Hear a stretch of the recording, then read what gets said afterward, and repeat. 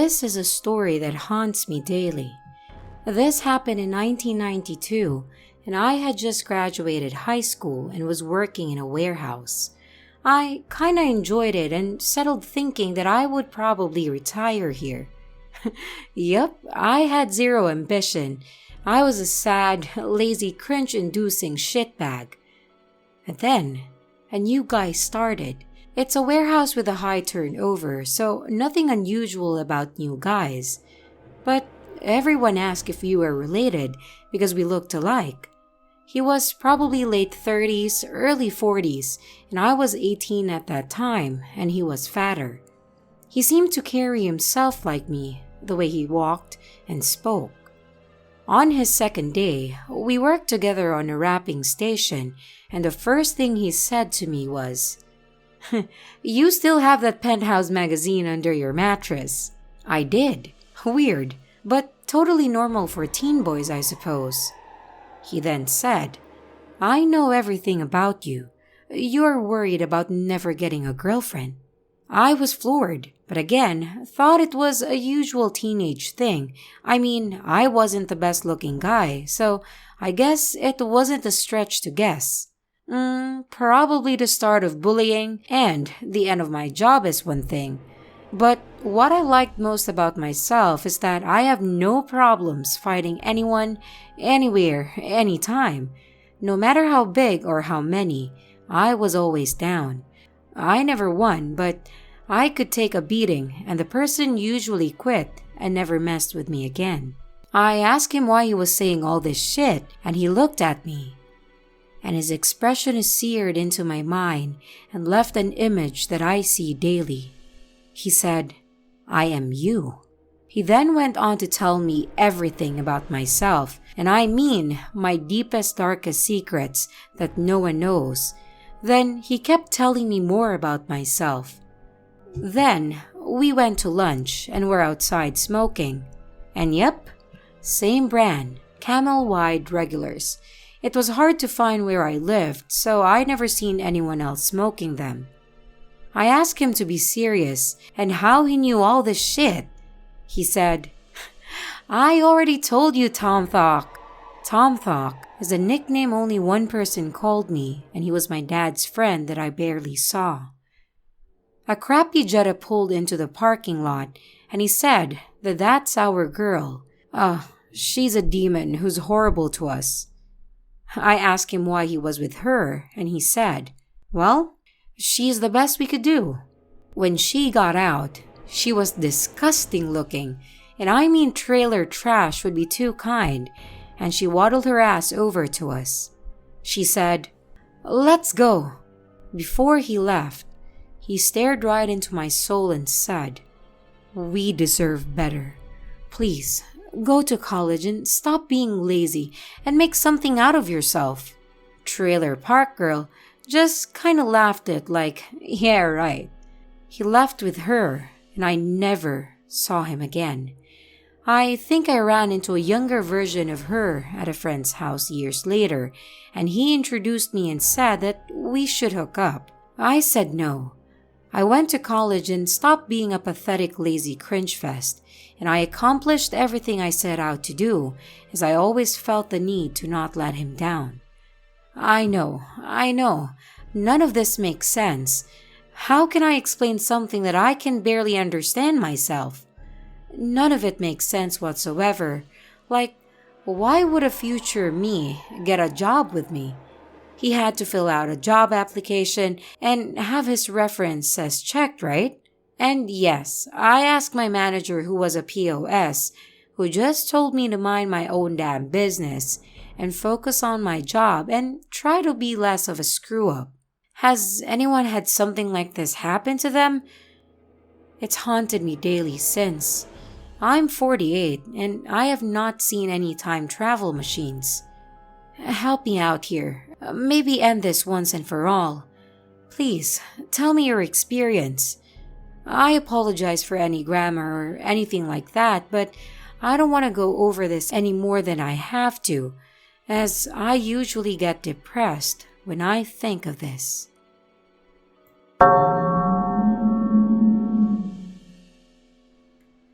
This happened to me several days ago, and I'm still unsure what to think about it. I was at Whole Foods to pick up an Amazon package because they have the pickup lockers right outside the entrance in the parking garage. I walk up to the lockers, and there's this guy standing right in front of the lockers, just staring straight ahead. He doesn't acknowledge me, so I ask him if he needs help. Nothing. Doesn't even seem like he heard me. Just keeps staring ahead, not blinking or moving. So I go inside the store to get an employee so they can maybe call for medical or police help, and also so I can safely get my package. While talking with an employee, another shopper overheard me and said, "Oh, I'm glad you said something, 'cause I saw him when I came in and thought it was creepy, and that was about 20 minutes ago." The employee comes out with me and asks the man to leave, but he just keeps staring. I get my package and get in my car, which is parked right in front so I can still see him. I see the employee go back inside, probably to call the police. I look down for maybe 5 seconds to start my car, look back up, and he's gone. I see the employee come back out looking confused. He starts walking around the parking garage to see where the guy went, but he can't find him. There's nowhere he could have gone in the few seconds that I was looking away. There was only a few other cars in the garage, and none of them were occupied. I don't know what to make out of it, but my friend suggested that he was on drugs, but he didn't seem like it. Clean clothes, fit and healthy looking, no cracked out eyes or anything. But still, it wouldn't explain how he just disappeared. Was this a glitch?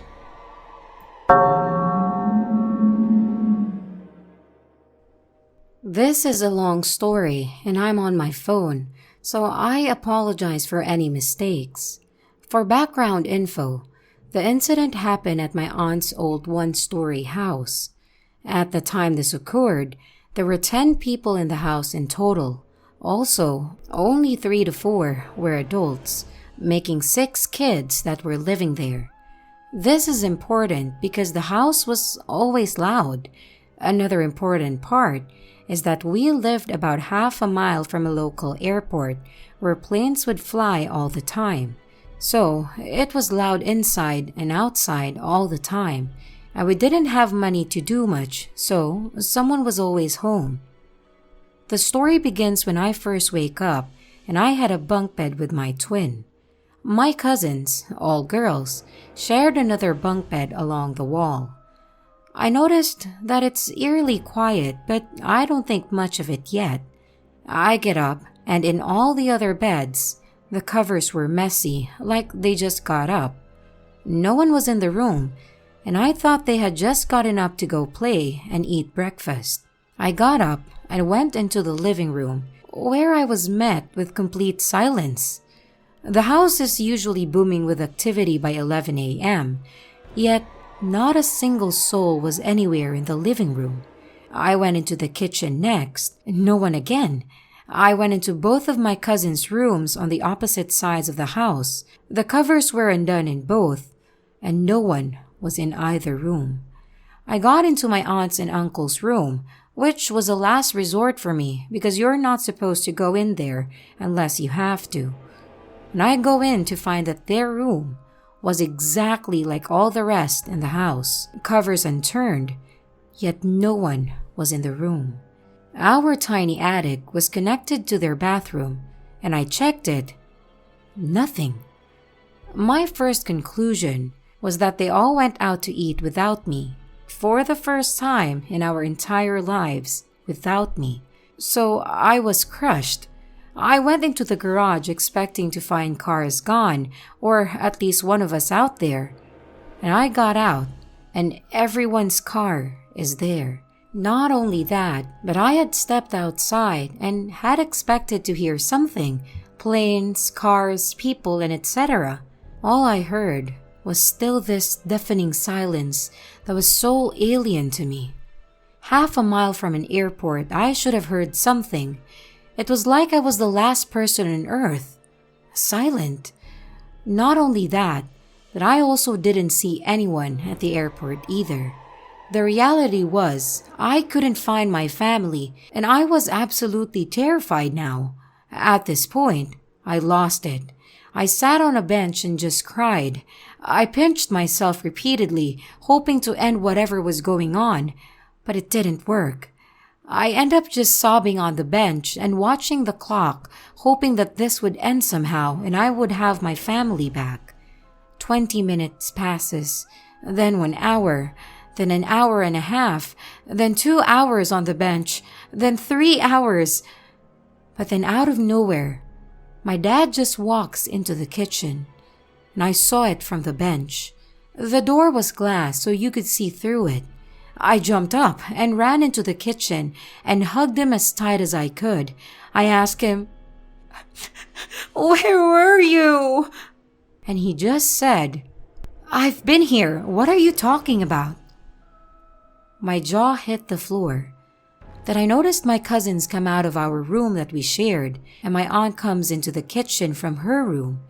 People suddenly materialized, and I was shocked, but I was just as excited to have my family back. Life went on from that point, and there was no waking up or anything like that. So, please, let me know what your thoughts are.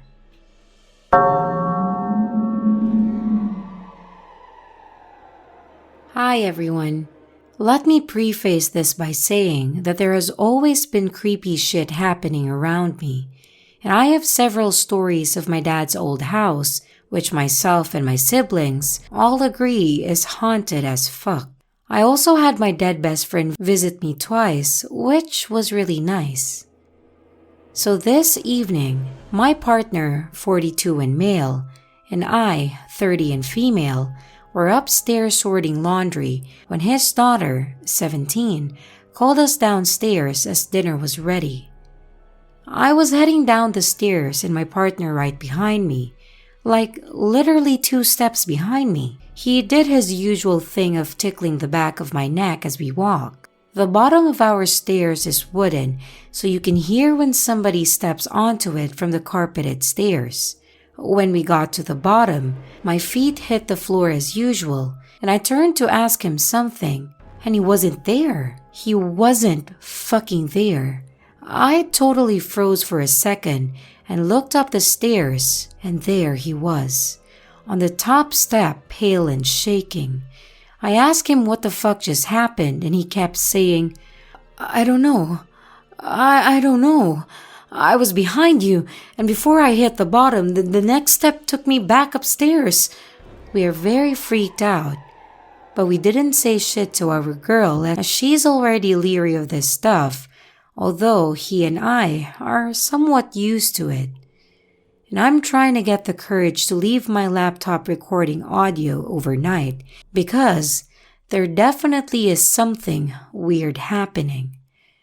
I was just talking to my partner about the jump while we were cleaning our bedroom, and the second that he makes a joke about spooks a-poppin', our bedroom door and bathroom door just slammed shut one after the other. I'm chalking it up to our bedroom window being open a crack, and I don't want to think of alternatives.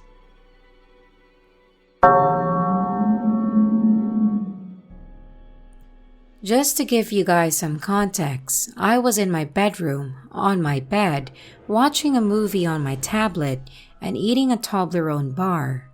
As I had already eaten half of it, I felt I needed something to drink. I went to the kitchen, grabbed myself a glass of milk, and headed back to my bedroom to continue the paused movie. As I was laying back in bed, kind of half sitting, half laying down, and I remember this as clear as water, I placed the glass of milk on the little table by my bed and grabbed the chocolate bar to break a few more pieces before the movie, never looking away from what I was doing. 2 pieces slipped between my fingers and fell to the floor. I saw them hit the floor. Then they split into different directions, one under the bed and the other under the table. Since I have a dog, and vets warn us that chocolate is like poison to dogs, I immediately jumped out of my bed to get the chocolate before my dog did, although he wasn't with me then. On a side note, I have nothing under my bed, just free space that you can see across to the other side of the room, and my floor is all white. I mean, that chocolate is dark colored, and the floor is light colored. Impossible to not immediately find it, right?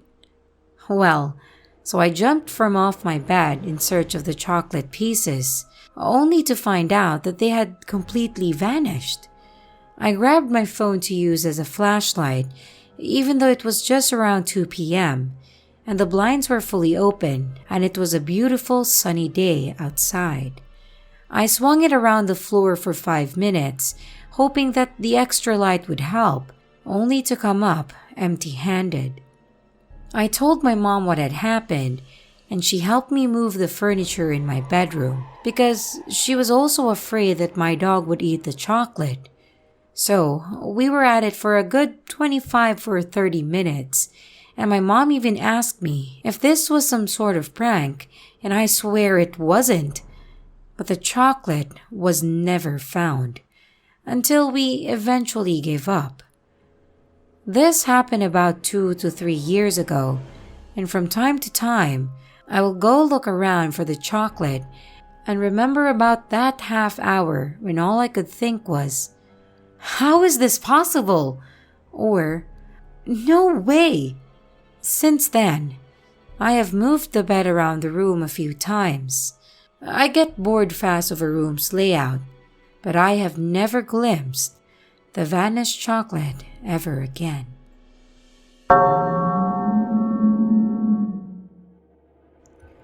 Okay, so this is my first post here, and I'm incredibly grateful that I found this sub, but also scared.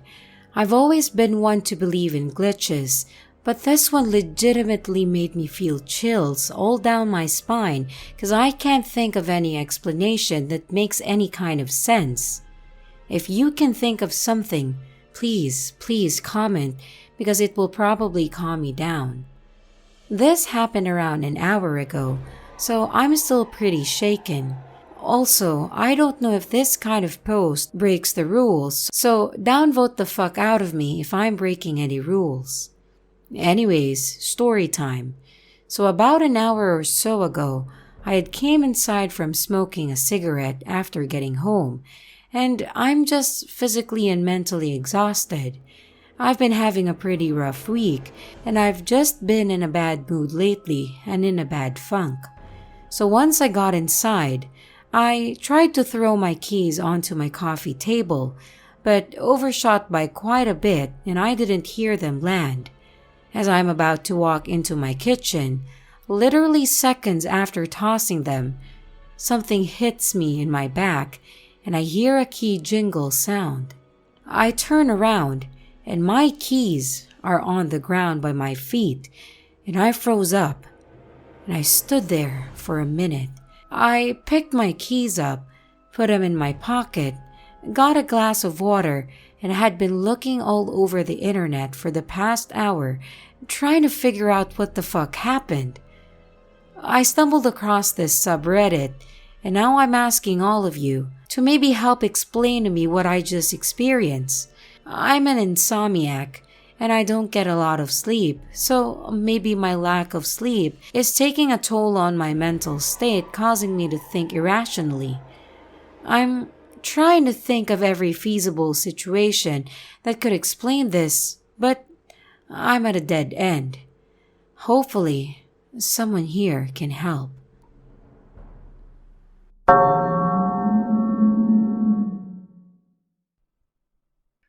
I'm typing this on a throwaway or second account because as much as I need to pour all these thoughts out, I'm embarrassed by how out there this all might seem. I don't remember anything before age 19, and there's no explanation for this. I see a neurologist for my epilepsy, but I have no history of concusssion, head trauma, anything that would explain such memory loss. I haven't even had a seizure in years. I'm pretty sure doctors think I over-exaggerate, as they say there's no reason my memory should be like this. I don't do drugs, I don't drink, I don't have any diagnosis to explain any of it. The memories I do have are patched together using the medical records or the psychiatric treatment, typical teenager things like depression and anxiety, nothing too unusual, but there are notes from inpatient stays which are helpfully descriptive, and also from what I've heard from my relatives.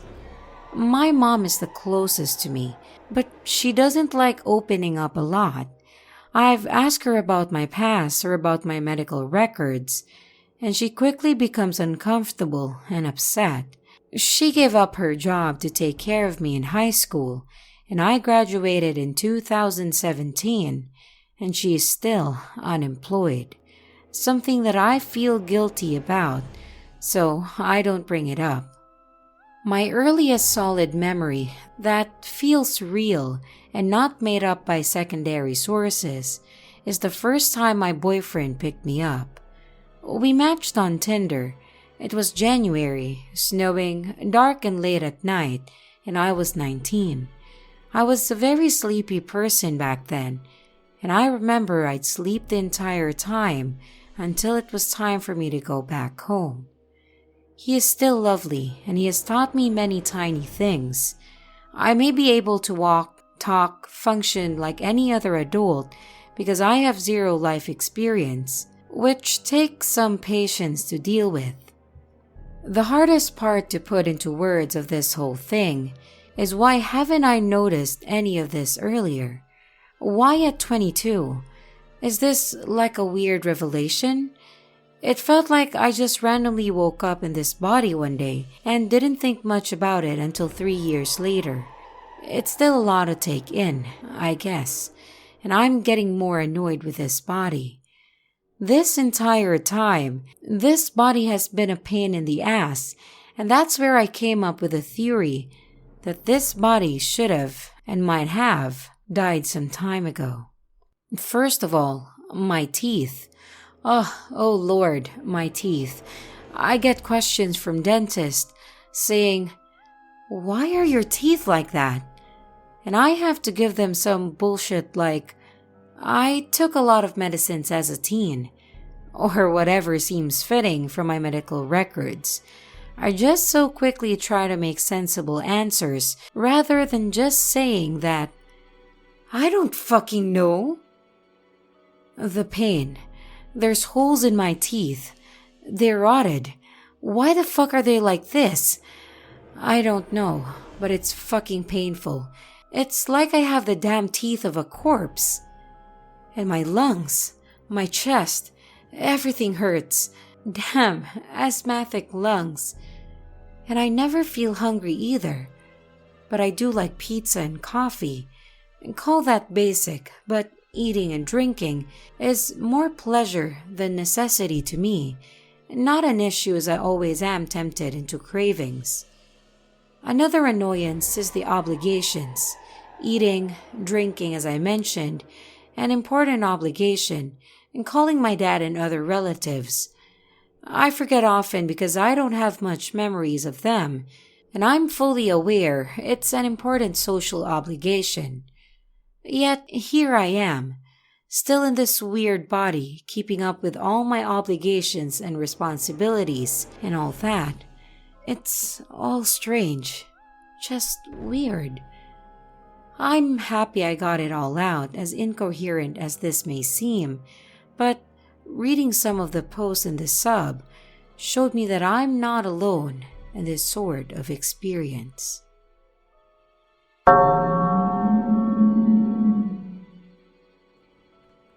I've been watching a lot of glitch stories on YouTube recently, so I thought I'd come here to share mine.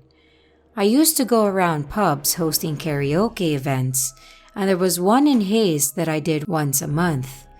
After being there a few times, I got to know some of the regulars, in particular, this nice elderly man called Steve and his usual crowd.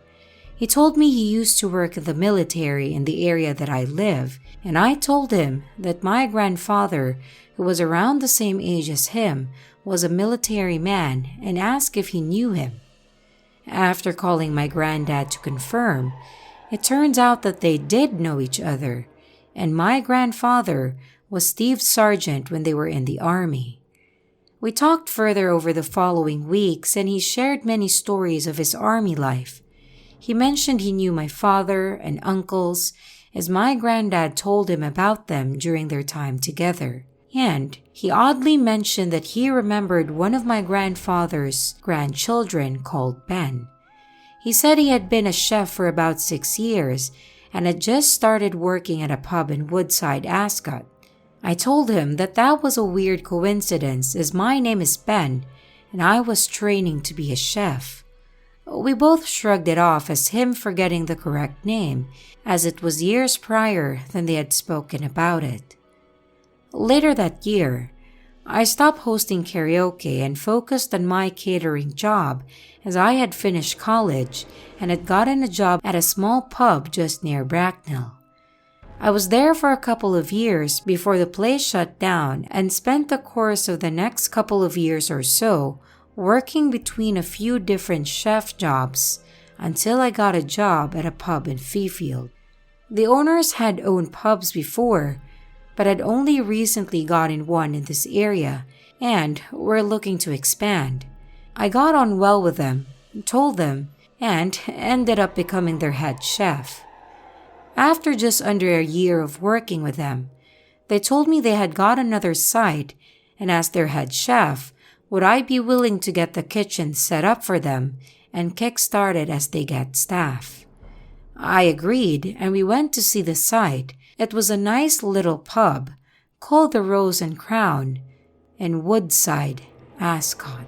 It was only when we got another chef in and they started asking me about myself that I clocked it.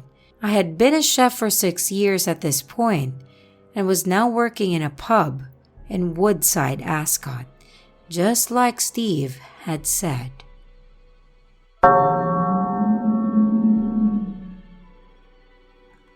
This happened to me many years ago, back in the 70s when I was about 17 years old. A friend of mine who was married set me up with a man who was a friend of her husband's. He hadn't known him all that long, and he was renting a room from a woman in the town.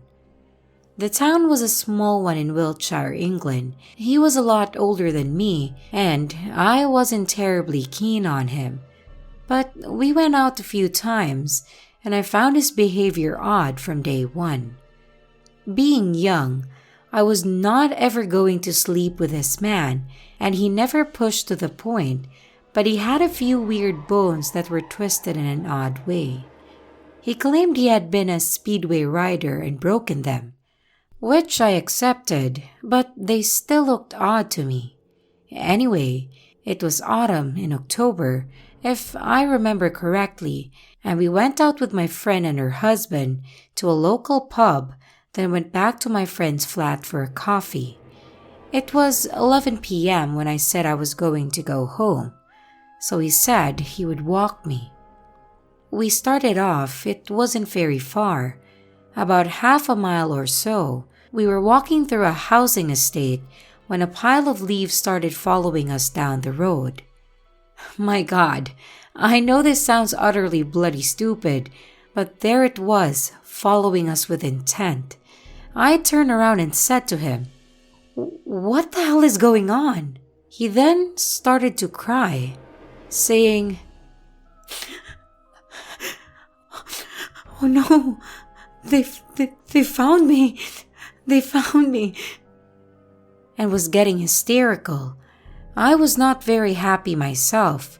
I picked up the bundle of leaves and threw them over a hedge, got really angry, and told him that I was going. I marched off, and really after all this time, I am still weirded out by even typing this story. So I marched off, and he trailed behind me still crying. In order to get to my street, we had to cross a play park. There was one streetlight near the entrance, Then a path led off across the park and you could see the lane on the other side. Where the next light was, he caught up and took my hand and I kept walking. In the middle of the park, it seemed really dark, but the next thing I know, we are out on the other side and coming out into the main stream when my father pulled up in his car and he was frantic. "Where the bloody hell have you been?" he yelled. I was stunned. "What do you mean?" "It's 3 o'clock in the bloody morning. I've been looking for you for hours."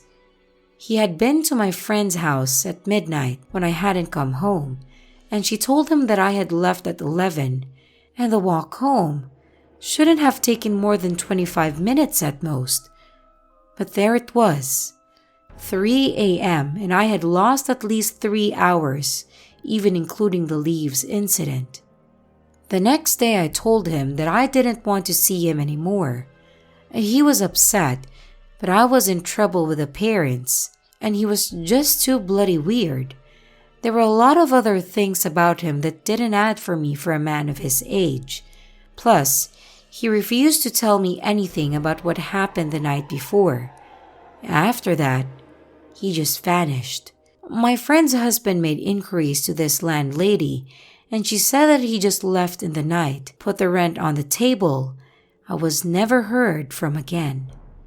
So that's my glitch story. No idea what happened to me or him, and I don't think I really want to know either. It sounds like pure bullshit, I know, but it happened whether you believe it or not, and it makes no odds really. There were a few after effects. I had really weird dreams for a while and had some mood issues. But that could have been just me being 17.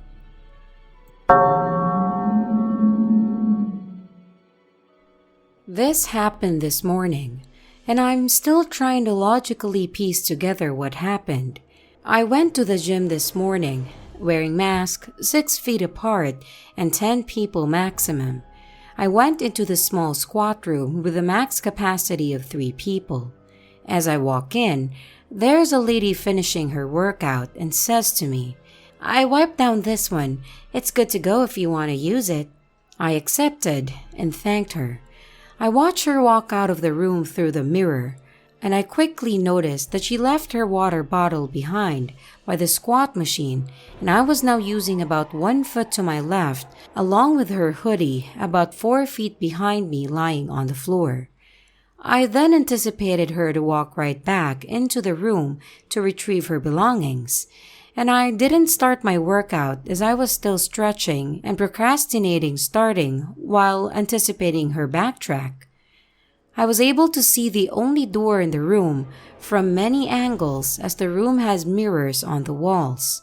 In a somewhat subconscious thought process, I look at her water bottle and admire the stickers she has on it. I even thought about gathering it for her and putting it by her hoodie. That way, we could maintain the 6-foot distance. But I decided it was probably better if I didn't touch a stranger's belongings. I went back to stretching with an ever so slight anxiety, subconsciously and consciously awaiting her arrival while keeping the door in my peripheral vision. I decided to take one last look at the water bottle before I started my workout, and it was not there. I quickly snapped behind me to look at the hoodie, and it was also gone. I was shocked. I got lightheaded from the confusion and looked outside the room with no one there. I quickly tried to rationalize what had just happened, thinking maybe I just didn't see her, but I would have seen her through the mirror, heard her or seen her grab the water bottle, as it was right next to me. I'm still kinda spooked.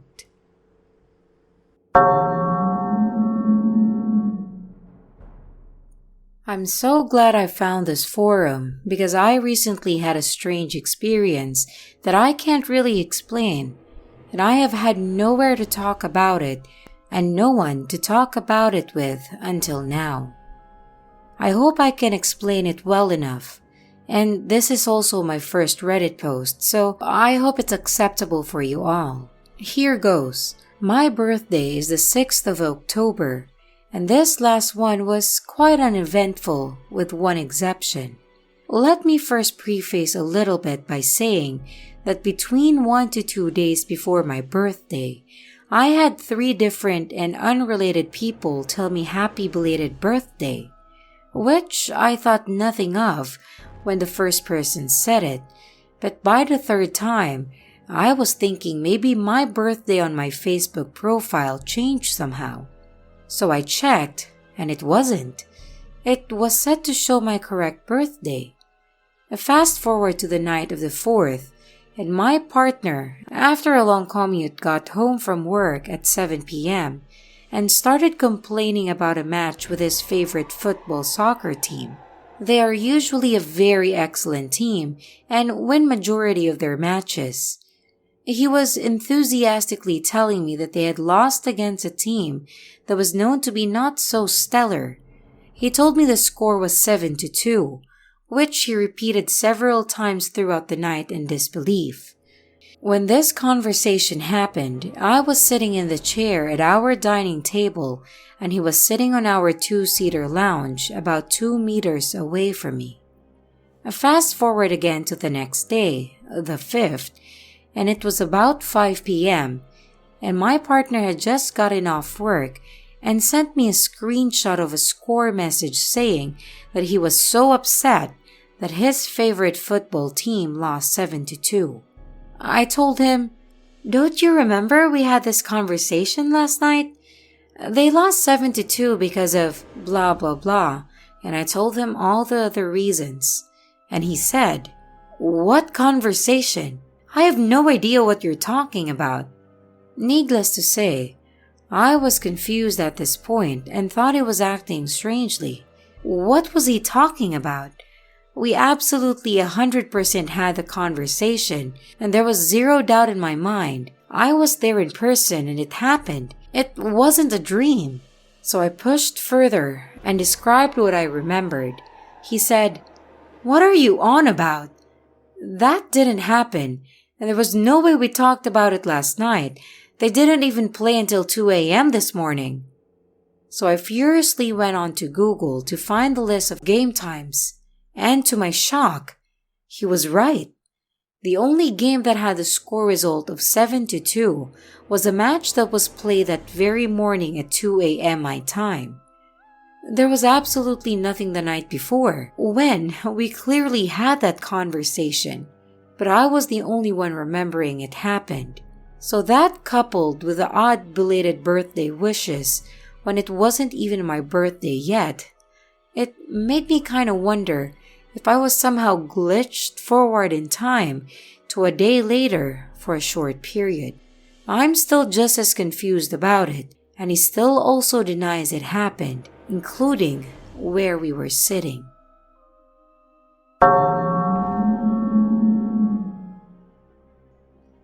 I love this sub, so I thought I'd share some stories that you might find interesting.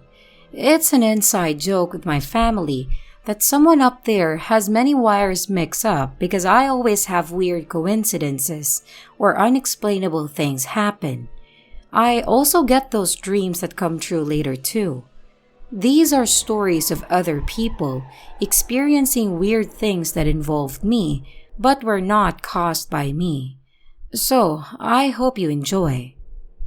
First, a woman who frequented my dad's workplace convinced him that she knew me and sponsored me in a little league. I've never played Little League, but I did volunteer at some games with my after-school club doing arts or snacks. The next time she came around, they chatted, and my dad mentioned that I never played sports.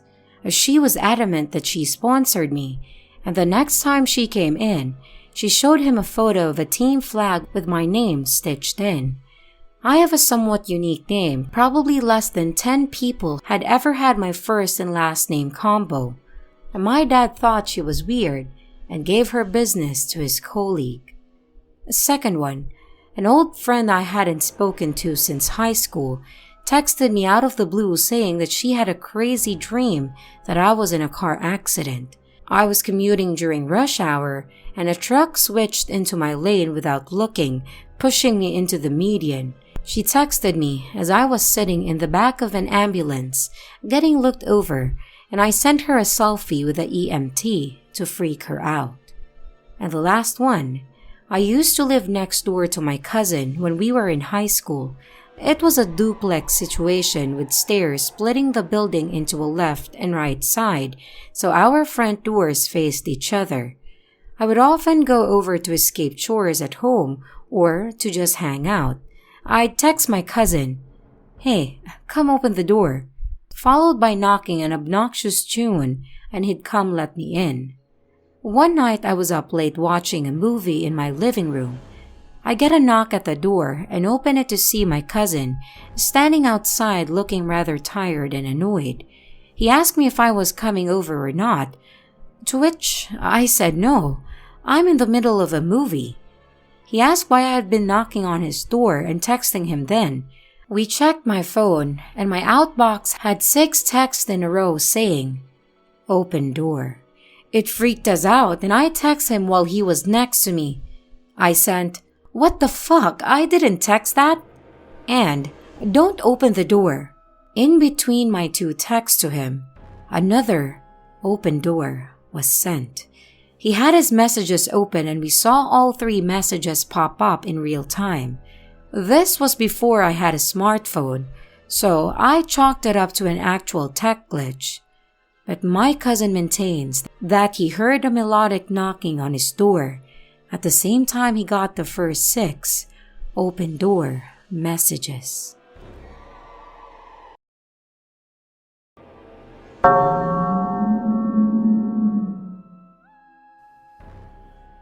So this is a story from when I was in senior high school, and just a note, no alcohol or drugs were involved. Here is the backstory as to why we were there and what was going on. So there's this road surrounded by forest nearby where I grew up. It had legends of being haunted due to it being a place where many witches used to live and many scary stories from people who went there. Naturally, me and my friends, 5 of us, wanted to go see if this was true. So one night, we all pile in the car around midnight and pull up the maps on how to get there. Our plan is to drive down past it, turn around, and park in the haunted area. It's not illegal to park there, so we wanted to make sure we could just leave if we have to. My friend who was driving decided instead to park sideways on the road so the lights were shining into the forest. He turned on the high beams and then almost right away, the lights went out without anyone moving and the car shut off. We were starting to think that maybe it wasn't just tall tales. So he turned the car back on again, but the lights were very, very dim still. And he turned the car so it was straight on the side of the road. I was sitting in the back by the window, and I for sure saw the scariest thing that I have ever seen. It was like a woman who was like a zombie, almost, but she was floating around and not walking, kind of like how the Death Eaters move around in Harry Potter. So naturally I screamed, and I said, "Drive! Drive!" and explained to them as we got to the intersection what I saw. Against my judgment for sure, we turned around and went back in because I was the only one who saw it. Quite a few other things happened and made everyone sure that I wasn't making stuff up. Now, I can wrap my head around the things we saw up until this point, but this is when I no longer can. Then all of us saw headlights speeding at us from the way that we came in. A massive white truck passed us, going quite fast, and then it evaporated. All of us saw it. It was just gone. It wasn't that it just went out of sight because the road is straight and flat. Now, everyone is ready to leave, so we pull the maps back up and start heading home. We drive for 1 or 2 minutes, and Google Maps says recalculating and says to turn around. Thinking we missed a turn, we did, but it brought us right back to the road that we had left. It did this 3 more times, and we gave up trying to use it, and we just kept driving away from it until someone recognized how to get home. I'm not sure if the truck was a ghost or a glitch, but the maps thing had to have been something calling us back.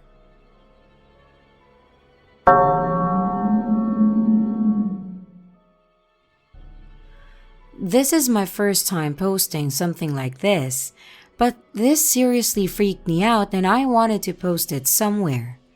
My boyfriend and I have a tradition where we'll meet at Sheetz and get curly fries and milkshakes together, and then we'll sit in the car and listen to music. His workplace is only about a minute's drive from the Sheetz we go to, so we meet there after his shifts typically. We decided to meet up last night like usual. It was just after 8 p.m. when I pulled into the parking lot. I saw his car and parked in the spot right next to him, fully expecting to look at him through the window and see him laughing at my bad parking. I turned and looked at him through the window, and we locked eyes for a moment until I watched him back out of his spot and drive to the exit of the parking lot. I watched him stop at the stop sign and then drive away on the route that he always takes to go home. I sat there, extremely confused. I checked my phone for a text in case maybe something had come up and he needed to go home, but I had no messages from him. I started to panic a little, wondering if I had done something wrong and he was upset with me. But even then, he's not the type to just leave like that. I sat in my car for a few minutes before I decided to text him. All I sent was, Before he replied, "I'm here." I was even more confused. I know I had seen him leave. I saw him in his car, wearing the purple shirt and hat that he'd been wearing all day, and I saw his license plate. It's a 4-letter word, so it's easy to memorize. I know I could have seen him. I watched him leave the area and start going home, so there was no way he could have pulled back into the parking lot without me seeing. He told me to meet him inside, and sure enough, there he was at the door, heading into the building. I was pretty startled, and I still am, because I know for the fact that I watched him look at me through the window and then leave. I told him what happened, and we both just laughed it off, but I can't help but keep feeling weird about it. I can't imagine how someone else could look exactly like my boyfriend and have the same car and license plate. I don't know what happened, and I'm a bit worried that I hallucinated it or something. But yeah, that was my glitch.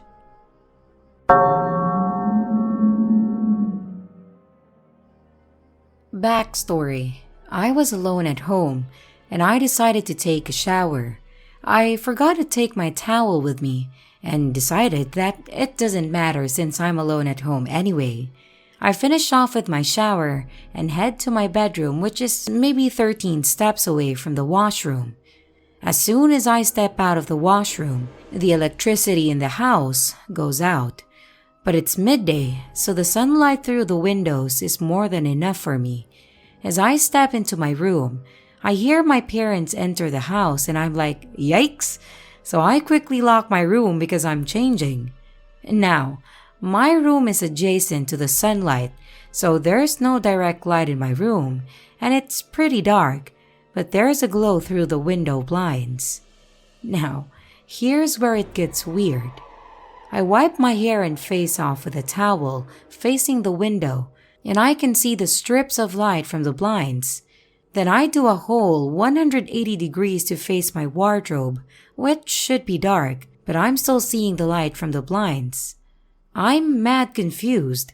I put my hands out and touch the handles of the cupboard, but my eyes are still seeing the windows. At this point, I'm like, what the hell is going on?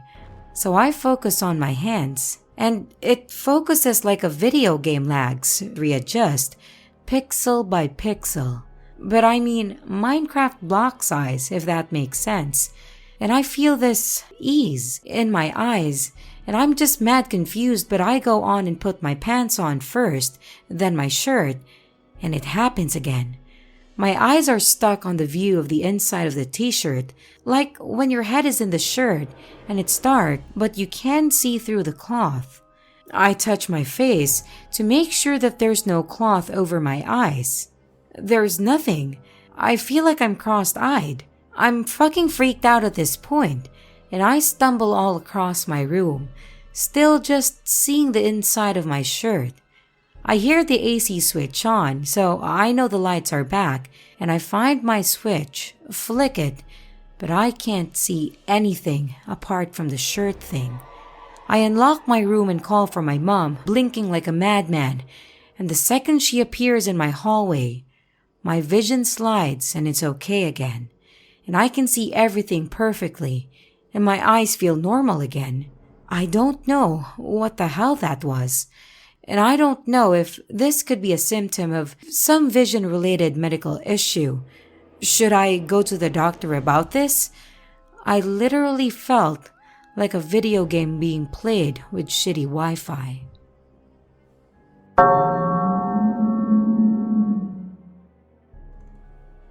In the summer of 2019, I didn't have a car, and my spouse and best friend and I were always looking for fun places to take the bus. There was a popular beach that was about an hour away bus ride, so we started going there at least once or sometimes twice a week. The first glitch we noticed was pretty weird. The city we lived in at that time had some pretty notable graffiti.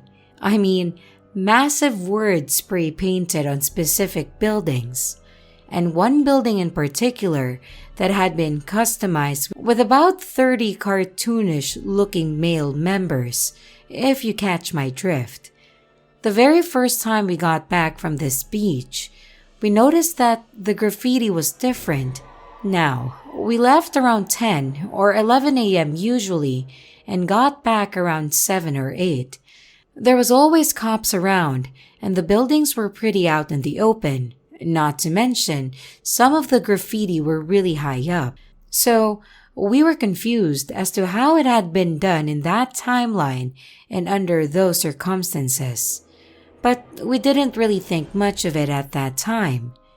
Until it started happening literally every single time that we came back from this beach. Sometimes it was smaller differences. Other times it was major ones, like a massive art piece being covered up by something completely different. This never happened any other time and was actually pretty cool, if not also freaky. The next two are probably going to make me sound crazy, but this is just my experience, and I've tried wrapping my hand around it, and I just can't. My friend used to sleep at our place when we got back and then take the train home the next day. We got back one night and my spouse went to sleep while my friend and I stayed up talking. My cat, who was about 3 years old at that time, walked into the room, and she was a kitten again. She had literally shrunk size and looked completely different. We were so shocked and confused, but it felt so unreal. We pulled up photos of her from that week and compared them to her kitten photos, and we just couldn't figure it out. The next day, she went back to normal. Now, I wasn't sure where to mention this part, but we often walked around the entire town where the beach was while there for the day. And there was a bridge cut into this cliff that we walked through every time. And something about the bridge just didn't feel normal. I usually would feel very euphoric going through it and have this sense that everything was going to be okay. It felt very intense and spiritual almost. We all experienced this, but thought maybe it was influenced by how beautiful it was or something. One time while walking through it, we decided to stop, and my friend and I were talking about the previous December when we had both been really depressed and how we were so glad to be in better places now. At that time, my hair was a few inches shorter and I weighed like 15 pounds more than I did that summer. But it felt almost like we were back in that time as we spoke about it, like I could physically feel everything I felt back then, in a way that it was more real than remembering it. When I got home that night, I looked into the mirror, and my hair looked significantly shorter, and my eyes looked sunken and depressed. I was in shorts, and I could tell I looked chubbier, and it felt like an out-of-body experience, like I was looking at myself from that December. I immediately went to weigh myself, and I kid you not, I weighed 15 pounds more than I had the day prior. I know, because I had been weighing myself every few days as part of a weight loss program I was doing. I was so freaked out that I took a photo of myself to compare to that time, and I sent it in our group chat. The weirdest part is that the glitches never happened while at that beach, and they only happened once we got home, but only after being at that beach. I went to bed that night feeling really out of body and woke up looking like myself again, but still entirely freaked out. This isn't really the kind of thing that I could ever explain to anyone without sounding completely insane. There were other things that happened too, if anyone is interested in hearing about those, but these are the most notable. I fully believed that we encountered some kind of weird portal or energetic time lapse or something, and it's forever altered the way I think about what life really is.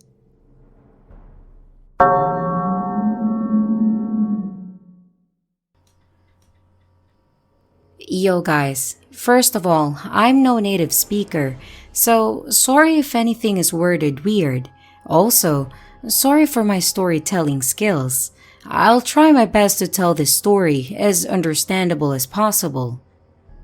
So, a little background information. I work in customer support for a leading medical company in my country. We sell COVID-19 tests to companies and private individuals. For every order, there's a unique order number, and when you search this order number up in our system, everything related, including the address and phone number of the customer, pops up. We have an external call center that will send us an email when someone calls in for anything. They will give us the full name and order number from the caller so we can get back to them. So we get an email that a woman, let's call her Miss Glitch, called to ask where our delivery was.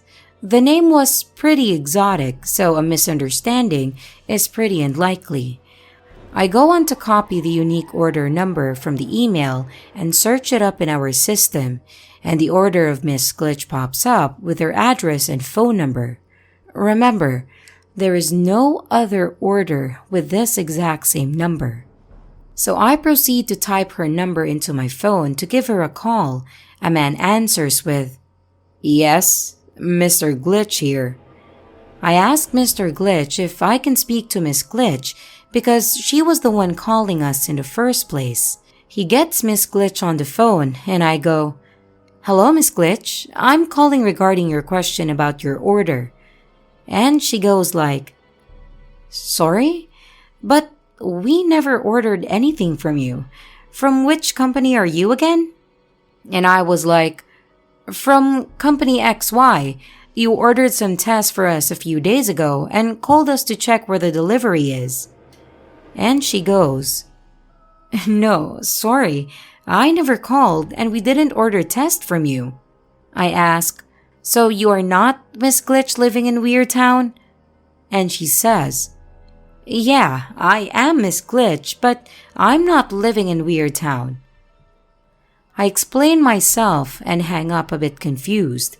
I thought maybe there was an error in our system and it gave me a wrong Miss Glitch. So I type the order number in again and the same customer information pops up. So maybe I had a typo in the phone number and randomly called a woman that has coincidentally the same name as the one I was trying to call. So I back-checked the phone number, and the one I called was a completely different number from the one on my screen that I had typed in. Now, I'm confused as fuck. I searched up the name Miss Glitch in our system, and there was no other order that went with the name of Miss Glitch. I thought maybe I got something mixed up on my screens and called another customer that has the similar name to Miss Glitch, and both me and the customer just misheard the name. So I go on to search the phone number, then I typed it into my phone, and we have no customer or order with the phone number that I just called. Confused as fuck, but still trying to do my job, I call the number of Miss Glitch on the screen, and again, a man picks up with the same words.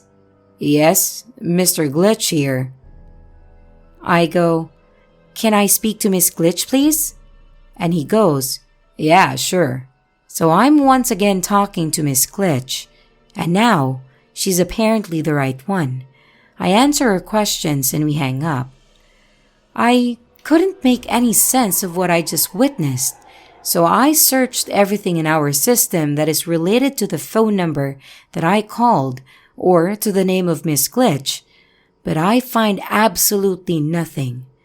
So apparently, I called a completely wrong number that fuck knows how has gotten into my mind, that has no appearance in any of our system, got connected to someone with the exact same name, and then, just as for the right call, a man picks up with the same exact words. Am I going crazy? Or what the fuck did happen today?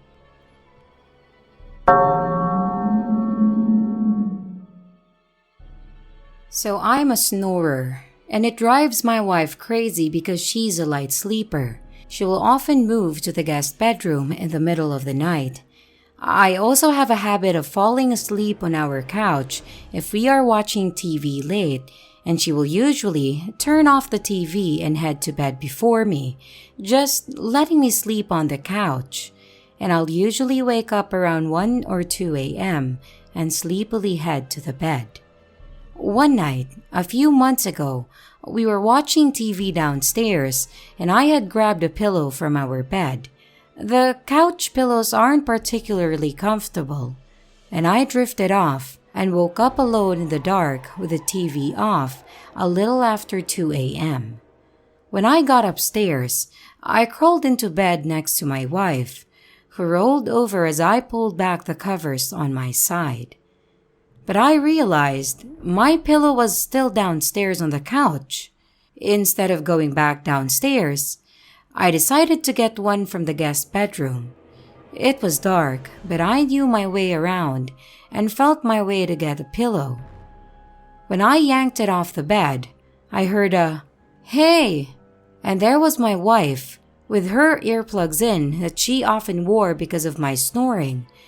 But she was also in our bed seconds earlier. I was in shock and stood there to let my eyes adjust. And sure enough, she was there looking up at me with an annoyed, sleepy face.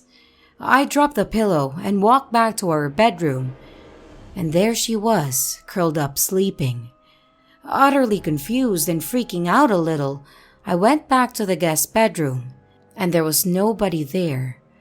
I wonder now if I were half asleep or something. I have no explanation. And now, whenever I go upstairs late if I fall asleep on the couch, I always have this sense of dread and always check the guest bedroom before going to bed. And it's never happened since.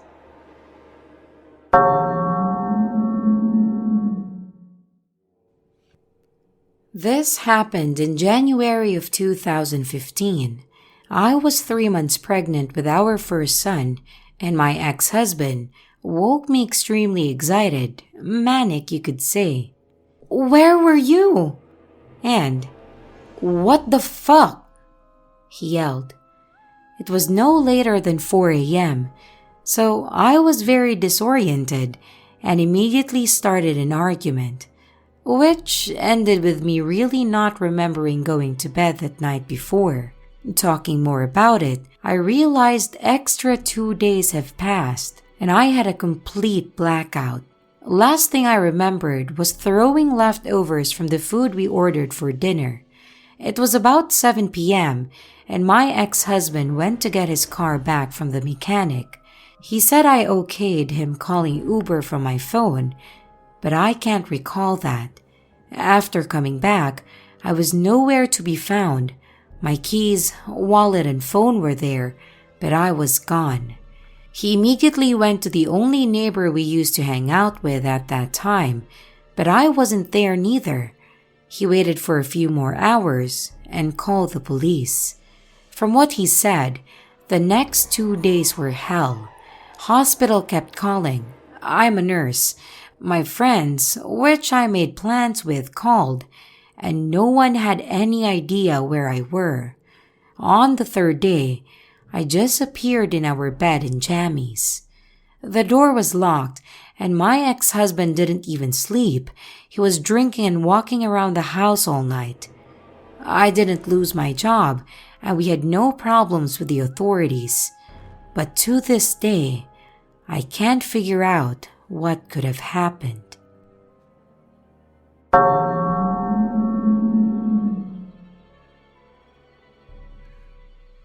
I have experienced what I would consider small glitches before in my life. Most could be chalked up to misinterpreting what I see, but others I couldn't explain but are substantial. What happened 3 days ago is no small glitch. I've been mulling it over in my head, trying to rationalize it, and thought here might be a good place to post in search of others with similar experiences. I live with my mom and younger brother in a small apartment on the east coast of Canada. What's important about the layout is we have a wall that stretches the length of the apartment with big windows which give us a view of the harbor. On this particular day, it was sunny out, clear skies, the blinds were open, so the apartment was lit up with natural light. Another thing about the layout is that my room has a floor-to-ceiling window to the living area. It's translucent or frosted, so you can't see specific details, only shadows, but it's enough to light up the room during the daylight hours. It was sometime during 3 in the afternoon when it happened. I was laying in bed on my phone scrolling through Twitter, and my mom was talking on the phone in the living room. I was suddenly overcome with this feeling that something important was about to happen. You know that memory almost everyone has when you're like 3 years old and just starting to become self-aware, and you say to yourself, I'm going to remember this moment forever. And then, you do. It was like that feeling. Hard to describe in words, but those who have a memory like this will understand what I mean. So I got that feeling. It lasts for just a few seconds and it's gone. Just as soon as it left, it's dark in my room. There is no more daylight lighting in my room through the window, and I am in the exact same position I was. The phone is still in my hand, open to the same place in the Twitter timeline it was before the feeling, albeit with a 20% battery pop-up displayed. And my first thought is something like, that got cloudy quick. But I look at that time on my phone, and it's apparently now 7:27. I'm confused and a little bit scared, honestly, so I open my door and enter the living space, and it's definitely nighttime now. And the only light is from the apartment's dim outdoor light system and the neighboring city's light pollution from across the harbor. My mom is no longer on the phone, but is in her room taking a nap. My anxiety starts kicking in, and I've had low-level anxiety constantly ever since. My paranoia makes me worry that it's going to happen again. But mostly, I'm freaked out that I missed about 4 hours of my life, and I didn't even realize it. I know what some of your suggestions will be. Obscenic seizure, even though those rarely last more than 15 seconds. or that I fell asleep, or maybe I just zoned out for 4.5 hours straight. But I'm telling you, the difference between 3-ish and 7:27 happened instantly. I didn't even blink, as cliche as that would be. Just boom. Suddenly it's dark out. Apparently, I thought a tweet about my digital paint program's new features was so intriguing, I decided to spend the next 4 hours in awe. I swear, I was even exhaling the same breath when the change happened. My arm was still in the same tense up, uncomfortable position it was in when I was lying on my stomach holding my phone. It wouldn't have stayed like that for hours. But it felt like no time had passed. Anyways, I'm really stuck on what happened here. I've noticed I've felt like time was speeding up recently, and others I've talked to have felt the same, but I'm skeptical on if this is related. Have any of you experienced anything similar, especially recently?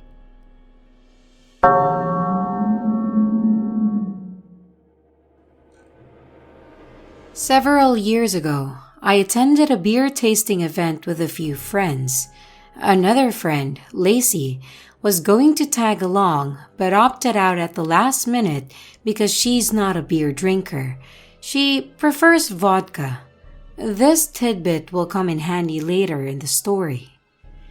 An hour or so into the event, not enough drinks into the day to be drunk, I ran into a friend of Lacey's named Julie. The friends I was with greeted Julie as well. They had met her before too, but only in passing. And then they stepped a few feet away to let Julie and me chat for a bit. I stated that I invited Lacey, but Lacey didn't want to come to a beer tasting. Julie replied, "Oh, that girl? All she'll drink is vodka." And we had a good chuckle about it. We talked for another several minutes, mentioning a few other mutuals and colleagues. We work in the same industry, but different companies. Then I excused myself to rejoin my other friends. As we parted, I said, "Well, I'll let Lacey know I saw you and tell her to plan a happy hour for all of us soon." To which Julie said something like, "Awesome, see you then. She'll think it's crazy that we saw each other here." I proceeded to text Lacey that I saw Julie, but I didn't hear back straight away, which is totally normal for Lacey. The next morning, Lacey called and asked if I'm sure that it was Julie I saw. I recounted Julie's in my conversation, specifically telling Lacey about how Julie and I laughed about the idea of Lacey the vodka drinker attending a beer-related event. Lacey then told me that Julie's mom had flown in for a mother-daughter weekend, and Julie and her mom were spending it at a resort 2 hours away from where the event was held.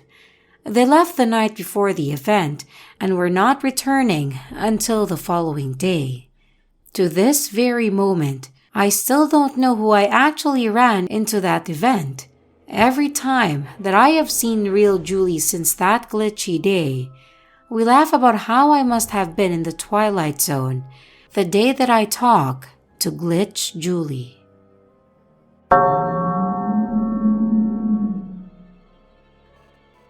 So to start off with, me and my girlfriend have had many weird experiences. If you want to hear about those, just let me know. Anyway, back when we were around 16 and 17, I was staying over her mom's apartment. And when you first enter the apartment, the kitchen is on the left, then her mom's room and bathroom is on the right. And if you keep going straight, it's the dining room and the living room, with my girlfriend's room all the way at the back right, and she has a mini bathroom in her room. It's a very small apartment, so it's hard not to bump into each other or miss anyone. Anyways, Her sister was watching TV in the living room, and her mom was walking back and forth from her room and the kitchen doing stuff, and I was in my girlfriend's room waiting for her because she told me that she had to use the bathroom. I saw her walk in, and I waited for her for 15 minutes on her bed facing the bathroom door. After a while, I got worried, and I walked up to the door and called out for her. I didn't get a response, so I checked the door handle, and it was unlocked. I opened the door and didn't see her at all in the bathroom. The bathroom was super small and had no windows or anything, so I was super confused. I went to the living room and asked her sister if she saw her come out, and she said no. And I asked her mom the same, and she said no. We all looked all over the apartment and didn't see her at all, and we all got worried. I called her phone, and it kept going straight to voicemail, and it wasn't anywhere in the apartment. She usually takes it with her to the bathroom. Eventually, we saw her walking from a distance outside, and she looked out of it. To this day, we still don't understand what happened. She doesn't even remember what happened exactly, but I still remember it vividly because of how much it freaked me out. I also checked her phone, and it didn't even show that I called her. She legit teleported out of the bathroom into the parking lot. She would have no reason to just walk outside anyways because at that time, we were stuck together like glue. We were in our honeymoon love-struck stage.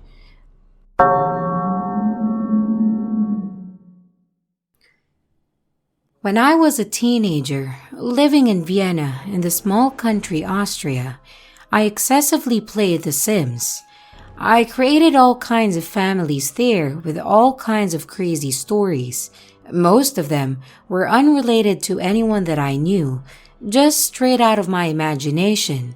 As the game got developed to The Sims 4, the details got very much on point when it came to creating your Sims. I was always very hesitant to create myself or anyone that I knew because I would feel bad of anyone dying in the game, as they would portray my real-life people. I also didn't want to put anything out there, if you know what I mean, like attract anything bad. With The Sims 4 though, I decided to create myself with a different last name though, matching my Sim's husband's last name. The husband was of color, as my celeb crush was 50 Cent. I was 17 by the way. He was wearing a black tank top, camouflage pants, trainers, and a black watch, and they lived a happy life together, had kids, and I made sure that they died peacefully as I did believe in attracting situation. I met my boyfriend 2 years ago after I moved to London. We are in a very happy relationship. One day, we were at a market and it was really hot, so I bought a dress so I can change into something more light, and my boyfriend bought some pants in thin material. He asked if I liked them, and I turned, and it was some camouflage sweatpants. I said yes, and we proceeded to go home to change. We changed our clothes, and my boyfriend asked me if he looked good. I finished dressing up, and I looked at him to check his clothes. And he was wearing a black tank top, the camouflage sweatpants, trainers, and a black watch that I had just bought him as a present some weeks ago. I immediately realized that he looked like my husband in The Sims that I created years ago. I started laughing and told him, "You look like my Sim." He looked at me confused, and as I told him what I meant, he told me, "Oh, so you attracted me into your life," with a cheeky smile, and I guess he was right. That was my most glitch moment that I have ever had, but I don't regret it at all.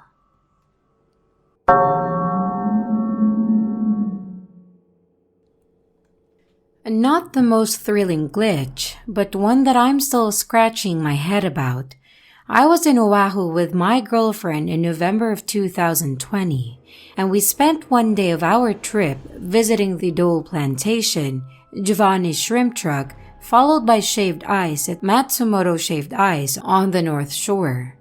After buying 2 shrimp platters from Giovanni's, we had opted to drive to Matsumoto Shaved Ice and enjoy the food in the car before buying the shaved ice.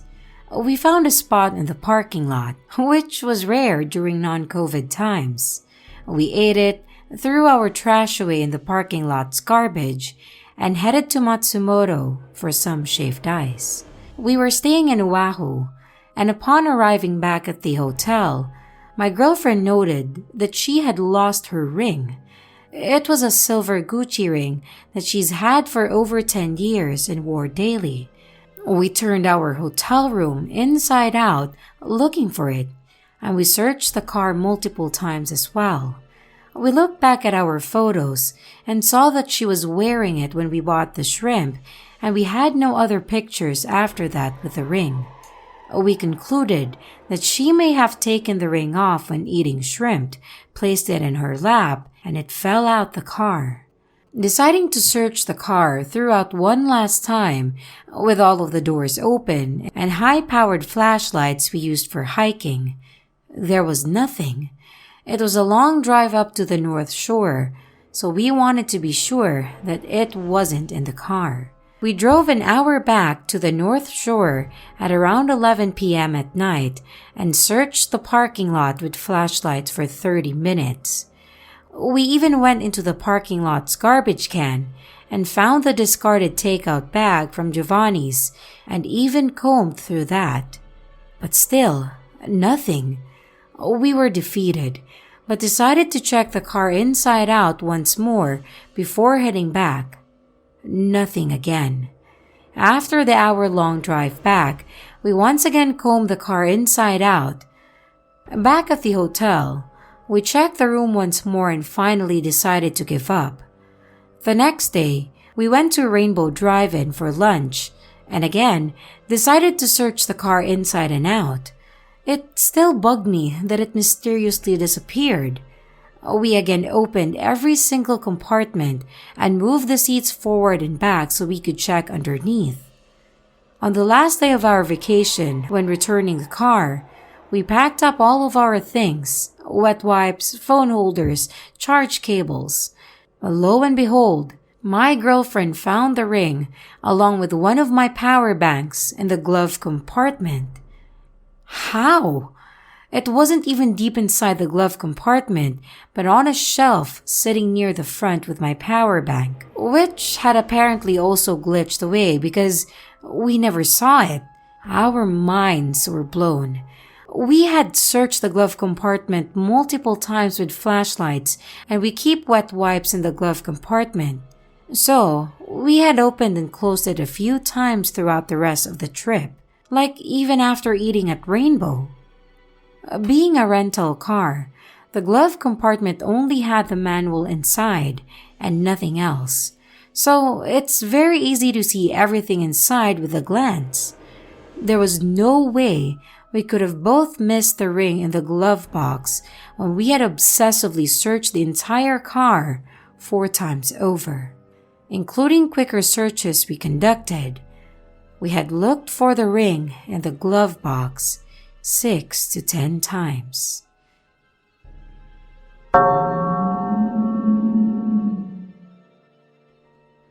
This happened today around 11 a.m., and I've been unable to think of anything else since. A few things that need to be mentioned first. One is that I've had my home under renovations for about 4 months now, and therefore shop at Home Depot. It's a home improvement store in my area, and I do that at least 4 to 5 times a week, and am familiar with most of the employees there, as they are with me. 2 is that I always use self-checkout inside the store and not the garden center or outdoor checkout, which utilizes a human cashier and is not a self-checkout. 3 is that there is a McDonald's located on the route between my house and Home Depot. And Here we go. I go to Home Depot today to purchase plumbing supplies. I get what I need and go to the outside garden center to grab a couple bags of potting mix. I decide to check out in the garden center since I'm already out there. The cashier rings me up and I remove my wallet from my purse to get out the credit card that I want to use. I keep my cards in certain slots. I have multiple credit or debit cards, so that way they are easy to find. However, I can't find the particular Discover card I'm looking for. I fumble around for a moment and apologize to the cashier for taking so long. It's important to note that we are having a conversation about plants while this is happening. I finally resort to pulling all my cards out of the slots they are in. I'm in a small panic by now, and eventually find the card. I swipe it and put it back in the wallet with a receipt and make a mental note to reorganize my wallet when I get home, as all the cards are now out of their slots and jumbled together. A mess. I toss the wallet back in my rather large purse and walk out. Purse is in the child's seat in front of the buggy. I walk to my car, and as I'm unloading my bags into the trunk, 4 men, who are part of a larger group of workers and are always hanging out in the parking lot of Home Depot and Lowe's looking for work, approach me, asking if I need help. I tell them no quite sternly, as they have become quite pushy in the past and finish unloading my bags. I close the trunk, get in the car with my purse, and leave. I decide on the way home to stop for a shake at McDonald's. I go through the drive-thru and order. I pull up to the window to pay and go into panic mode, level 10, as my wallet is not in my purse. I use an emergency $20 that I keep in the visor to pay and pull over to the parking lot to get out and check the entire car. Nothing. I speed off back to Home Depot. I first go to the garden center to ask the cashier if she found a wallet. Because we were already familiar and we had a decent conversation when I was there 10 minutes before, she remembers me. She not only tells me that she doesn't have the wallet, but she tells me that she remembers me putting it back in my bag after finding the car that I was looking for. I go to the parking lot thinking maybe I dropped it. I check the empty buggies in the parking lot to see if it fell out of my purse. Nothing. I go inside and ask customer service if anyone turned in a wallet. Still, nothing. I go back to my car and spend 15 minutes calling banks and creditors, canceling all my cards, and I drive home angry and confused. How the hell did my wallet disappear in between me putting it back in my purse after checking out and me getting in my car? I drive home, and at this point, I'm considering that I either dropped it in the parking lot or in the buggy, or that one of the 4 men who approached me grabbed it while the others distracted me. Neither of these seem likely as I had my purse closed. A wallet can't fall out of a zip purse, and it would have been very difficult to sneak up behind me and unzip my purse and grab the wallet and zip the purse closed that quickly and quietly without me taking notice. Those are, however, the only 2 possibilities I can come up with. I get out of the car and grab my bags from the trunk and walk in the house. My wallet is sitting on the kitchen table. What the hell? I must have turned pale as ghost, and I could feel the color drain from my face. How in the absolute hell did my wallet get into my house on the kitchen table? I thought maybe I never had my wallet with me, but I remembered digging in it at the cashier station. If I hadn't had it with me, I wouldn't be able to pay as I would have had my cards with me. And the cashier remembers me fumbling through it, looking for my card, and tossing it back in my bag after finding it. I thought maybe I was mixing my days up, but I had purchased dirt that day, which is why I checked out the garden center, which I never do. I ran every possibility through my mind. I can't explain it. To make everything just that much more inexplicable, when I opened my wallet, the cards were tossed about and not in their respective slots, as I had tossed them about looking for my Discover card when I was checking out. And the damn receipt from Home Depot with the date and stamp from an hour earlier were on it, along with everything else that I purchased earlier that day. No, I did not go home and bring just my wallet inside and put it on the table for no reason and then leave again. I think I would remember that. Also, I would have no reason for doing so. I would have carried my entire purse inside me, and if anything, I would have left that behind, which any woman can tell you, we don't leave without our purses. I wouldn't get far without my keys, which are always inside the purse too. I would have had to pass up McDonald's and then go home and bring just my wallet inside for no reason and then leave again and go back to McDonald's. Which I wouldn't have done as I went on a spur of the moment for a shake, hardly worth leaving home and going back to McDonald's for. I am completely without explanation. This is by a long shot the most bizarre occurrence I have ever experienced. I am still, even hours later, totally freaked out, and there is no explanation.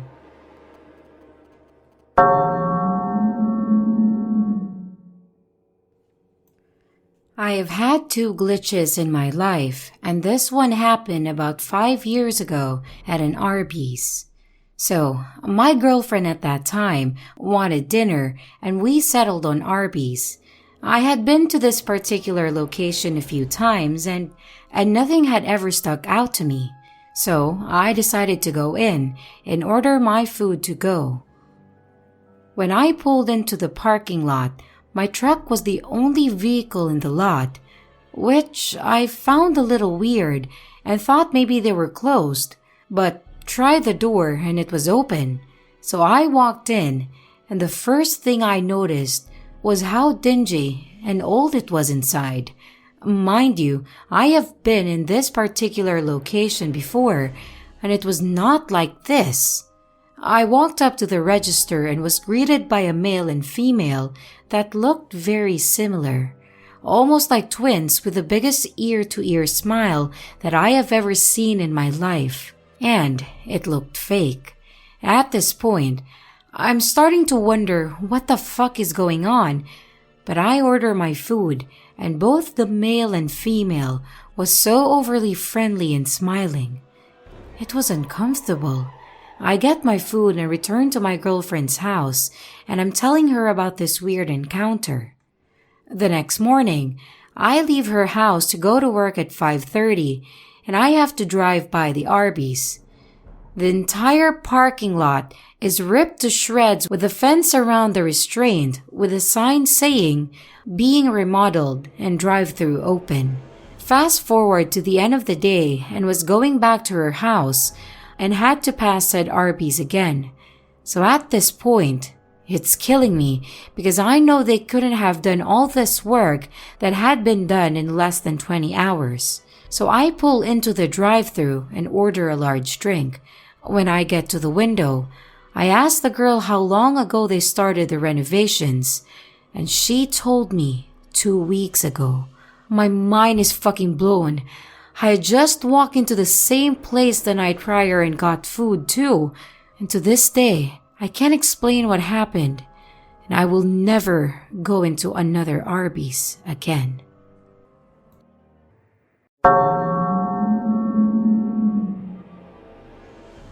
Hi, I'm a long-time glitch in the Matrix lurker, and quite honestly, I don't care for most disappearing or reappearing object phenomenon stories, and usually skip reading those. But I have one of my own that happened over the weekend that I figured I'd share for shits and giggles. I work from home on my laptop, and on Friday afternoon, my internet went out before I could send an urgent email. The attachments were saved on my desktop, and that needed to be sent ahead of a Monday morning meeting. That evening, my family and I headed up north to our cabin, so I packed my laptop and wireless mouse in my computer bag, so I could send out the email sometime over the weekend. We don't get any cell or Wi-Fi signal at our cabin, and the closest town is a good 40 plus minutes away. Luckily, my grandparents lived about 20 minutes from our cabin, so on Saturday, I went over to their house to use their Wi-Fi to send my email. As I walked into the house with my computer bag, I thought to myself, "Shit, I hope I have the charger." Because I figured the computer would be dead by then, and I don't remember packing it. I plug into a docking station at home, so I often forget about needing a charger. And of course, the computer was dead, and I searched my bag for the damn charger, taking everything out from every nook and cranny and putting it back again, and I did this at least 4 to 5 times. The computer bag is a standard backpack with a large main zippered compartment. It has one inside zipper storage area where I keep my mouse, plus a smaller zippered compartment in the front where I found a couple of random cords that plug into monitors or projectors and a couple of random other USB cords. In the main inside zipper part, I did find a separate piece of the charger, which plugs from the charger box port to the wall. But not the bulky charger box port that plugs into the computer, and it's pretty useless without that box piece. I went back to the cabin to see if my son's charger would fit my computer, and it didn't. I then looked again, emptying every freaking bag again, and still no charger. So, defeated, I drove the 40 plus minutes to Walmart and bought a new charger. I drove back to my grandparents, used my new charger to boot my computer, and sent the email. Over the weekend, we ran into some circumstances that forced us to stay at the cabin until Monday night. And being the responsible adult that I am, I went back over to my grandparents' house to join the 11 a.m. meeting that I was hosting. I took out the new charger from the front compartment, plugged in my computer, and went to retrieve my mouse from the inside zipper part of the main compartment, which was already zipped open from the intense searches, plus I had to use that mouse on Saturday. And guess what else I pulled out? The freaking charger. Both the piece that plugs into the box to the wall that I found on Saturday and the bulky box piece that plugs into the computer. The freakiest part is that it was still wrapped up in plastic like it had never been used before, which I know for a fact I have used countless times in the past.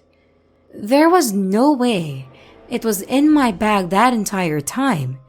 When I pulled it out, I started cracking up out of sheer disbelief because there's just no way that it was there all along and wrapped in plastic as if it was never used. I figured the universe had a reason for me to waste a bunch of time on a damn laptop charger. So I'm cool with that. At least I have a backup now in case the original goes missing again. And thank you for reading this post.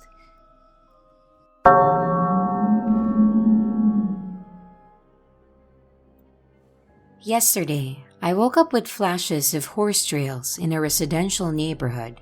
I was fully awake, but I kept seeing the same image in my head.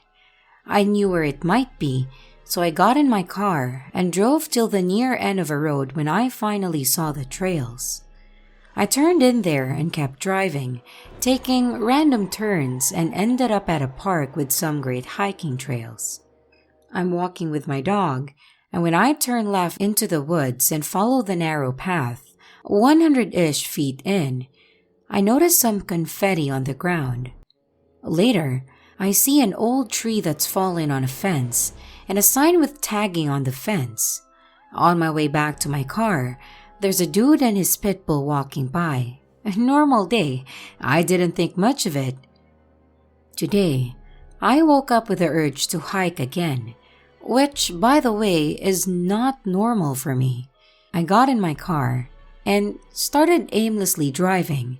I ended up at a completely different park, but still in the same huge city. So the setup was similar, and I also left much earlier in the day this time. I start on the main path, then veer left, same as the last time. 100 feet in, there's the same kind of confetti. Then the same kind of fallen tree on a fence with the same tagged sign on it. I'm already weirded out by this, but it didn't stand out too much until I was walking back to my car. There's the same dude with the same pit bull. All of this can be explained fairly easily, except for the trees. How do both trees fall down on top of a fence? There were no other fallen trees, and the fence was obviously there first, so it's not like they put it up to keep people away from the dying tree. It didn't go around anyway. Plus, it was exactly where the other one was. The tree had no clear cuts. It keeled over on its own. I kept questioning whether I was at the same park somehow, but I definitely wasn't. It's like someone copied and pasted environmental details, and it wasn't at all related to the setup of the park. I wasn't in the main area. It was all in the unincorporated surrounding mountains. My bad if this is too coincidental for this sub, but with everything occurring together, it felt like a glitch to me. Update. Apparently, the second park doesn't exist anymore. It's the same as the first one. However, there are enough key differences that I know that it's not the same park. First off, the watering stations are in different locations. I had to cross the street to get water at the original park, and at the second one, I simply veered off, got water, then went right back to the trail. It was right there.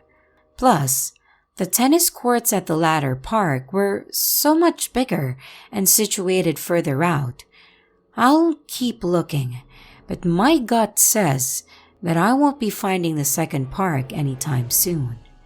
Everything geographically says that they're the same park.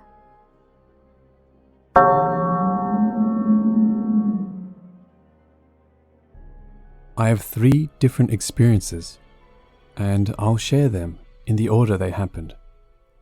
So I work at an online grocery store of sorts, and I pick and ship orders. One day, I was picking orders and part of it required 2 bags of the same chips. I grabbed one but dropped the other in a back corner by the shelf it was on. I make sure to pick it up because I know it'd be lost down there for a while if I hadn't. I continue picking the other orders, and once I come back to this order to double check I have everything, I'm missing one of the 2 chip bags. I think to myself how that could be possible, and out of curiosity, check that certain dark corner, and there it is. For the second experience, it's the morning before work, and I'm getting my lunch ready. I have some leftover takeout, and the box and the plastic fork are sitting together in the fridge. I take it to work and put my food away, but leave the fork in my lunchbox. Come lunchtime, all is well and I finish up. I go to put something back in my lunchbox, and there, I see another plastic fork. Now this could easily be explained away, but I don't ever use plastic forks.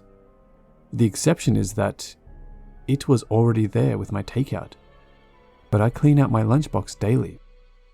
The third and weirdest one starts with a product I'm already familiar with, and have purchased multiple times in my life, so I have a good image of it in my head.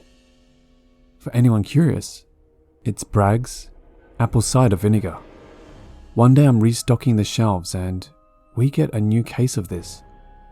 I notice and think to myself, the label is so bland now. Almost all the text it usually has is gone. Their quality must have gone downhill, I think.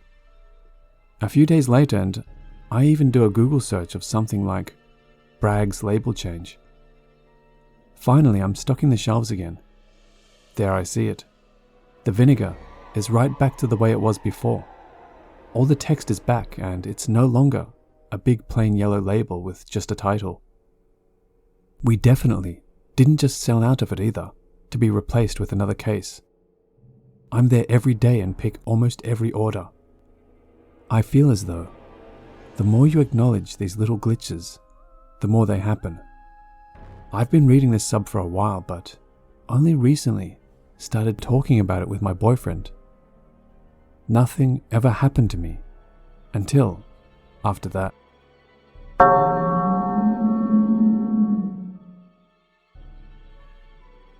This happened a couple of months ago. So, I have 5 dogs. One of them, we like to call her the baby of the house. She's this sweet tiny little mutt who rolls over at the slightest raise of your voice. Anyways, I was leaving the house to go back to work, and I always make sure that she's inside before leaving. I know for a fact that she was inside when I left, because I stuck my foot in front of her and sort of kept her in place while I slipped through the door and shut it, like I usually do. Again, I want to reiterate, she was inside the house because I watched her start to walk away from the front door as I was closing it. I always make sure she's inside because I don't want her getting chewed up by any of the bigger dogs that roam around. I even looked around and made sure that I didn't leave any other dogs outside. I went to my car, forgot something, turned the corner to go back inside, and there she was. She was just sitting in front of the door, looking at me, wagging her tail, or nub since she's a mutt and doesn't really have a tail. It's just like she had been waiting on me to let her inside. At first, I thought maybe somebody had broke in or something, but the door was locked. Back door is completely blocked by a bookshelf. Windows were locked, no doggy doors, and nobody else was home, and no way for her to have gotten outside. This was the only time this has happened, and I lived in a fairly small house. I know every nook and cranny, and there's no hidden hole in the wall or anything.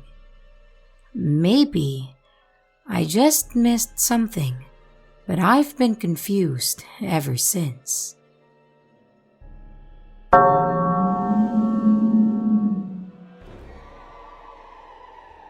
This one sounds childish, but I'd really like to get your insights. And I know that I'm not the only one with this kind of experience. I apologize already because English is not my mother tongue. In November of 2020, my ex and I parted ways for good, and I was both aggravated and upset. I had created him as my future husband, and I decided to change him to forget about him. I wanted my new husband to be totally different, opposite skin color, opposite style, and especially gray hair in order to be really sure that he'd be around my age. I'm 46, and my ex and I broke up essentially because of a huge age gap, which was excruciating for both of us. I chose a messy hairstyle, pretty formal black clothes, big blue eyes, and other specific physical traits. I wanted him to play the guitar, and I built him a fancy recording studio. I also wanted him to have a decent career and made him work at the office. Just a few days later, my girlfriend was coming over and asked me if she could come with 2 friends from another part of the country. because she was hanging out with them sooner that day, so I welcomed them without knowing them. And I kid you not, when I went and opened the door for them, there he was, my sim husband. He locked into my eyes instantly through the window with an inquisitive look, and when he came in, he said, "Do I know you? It looks like we already met." And my answer was, "Yes, you're my sim husband. What an icebreaker." No need to mention that he matches every characteristic of his virtual version. Job type, playing the guitar in a band. Guess what their dress code was? The gray messy hair, the big blue eyes, and the dad bod, and even the shape of his mouth. We got along perfectly on many levels that night, laughed a lot, and he mentioned later on how fast we clicked and how many common tastes and interests we have, especially in music. Of course, he hit on me pretty heavily a few weeks later. One day, we were chatting at his place and he told me, "Don't forget you created me." He totally got me. This kind of glitch happened to me another time when I created a different fiancé. I know, who looked like another guy I was interested in. I put a beanie on his head with big headphones, as his actual hairstyle was not available. And a few days later, I was hanging out with some friends, and he arrived with a beanie of the color I chose for him, and of course, his headphones over it. What the fork happened to me?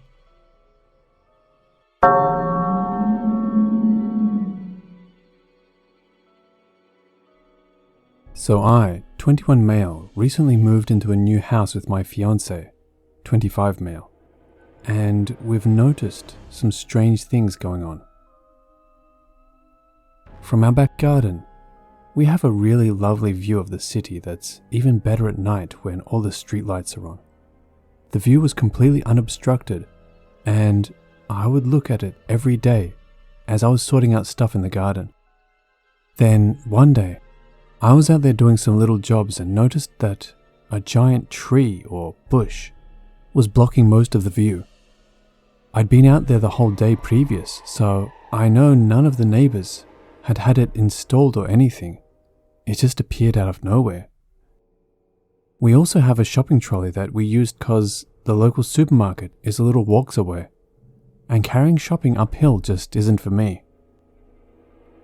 It's got 4 double wheels, so 8 wheels in total. We were out shopping last week when my fiancé notified me one half of the double back wheel had fallen off, leaving it with just a wheel on the outside rather than its usual, one outside, one inside. So naturally, I went to look for it in the shop and found nothing. When I got back to my fiancé outside, he told me the inside wheel on the back right was also missing now. At first, I thought maybe it's always just had 2 outside wheels, rather than 4, but the brake for the trolley was in the middle of the 2 wheels on either side. So I know it had 2, but they've just vanished. There doesn't even seem to be anywhere they would stretch if we did have them. This part might not be so relevant, but whenever we're both in the living room, we can hear the distinct sound of someone walking around upstairs and in the kitchen. And every time one of us gets up to check, it stops. Maybe this is more ghostly than glitchy. Sorry if this part doesn't fit the sub. But my point is, something weird is happening in our new house. Any advice or thoughts or theories? I'd love to hear them.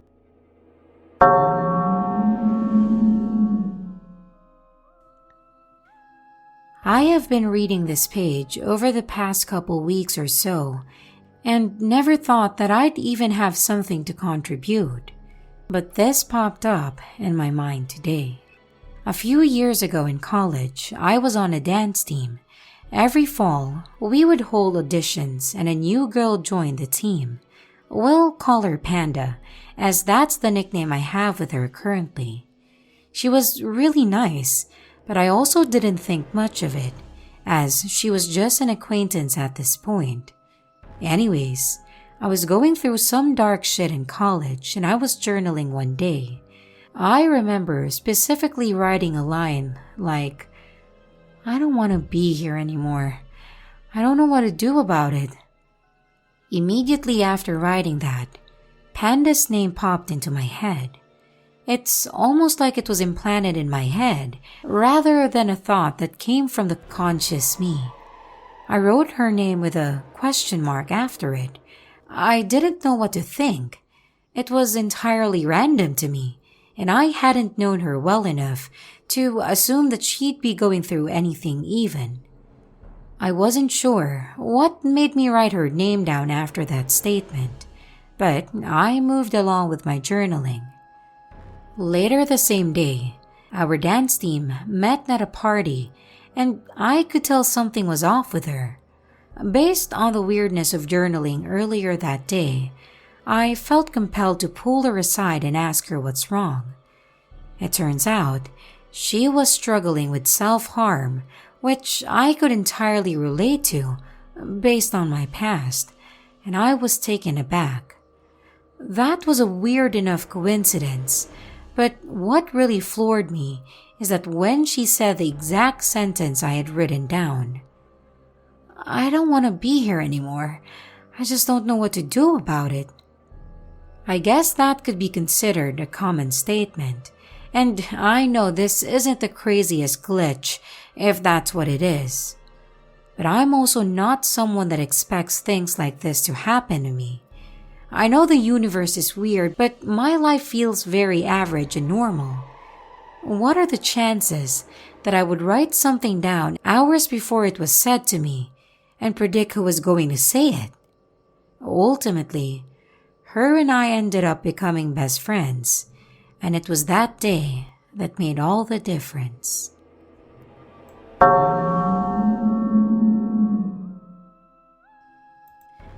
This happened about 20 years ago when I was 16, but I remember it like it just happened because it freaked me out so badly. I've never seen anything like it before, and I wouldn't have believed it if someone had told me. But I witnessed it myself, and I have never been able to find a logical explanation. Please, excuse the level of detail, but now you'll know everything about the situation that I do.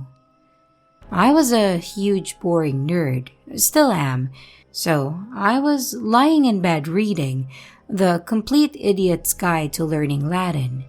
You can look it up online to see how it looks. Big orange and white book with black print, like textbook sized. I heard my mom call to me from the living room, so I sat up and glanced around for something to use as a bookmark.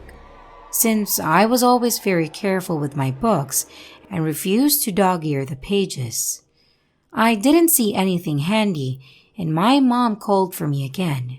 So I knelt down next to my bed and carefully tented the book on the floor, at a steep angle so the spine wouldn't take damage. Then I opened my door and walked out.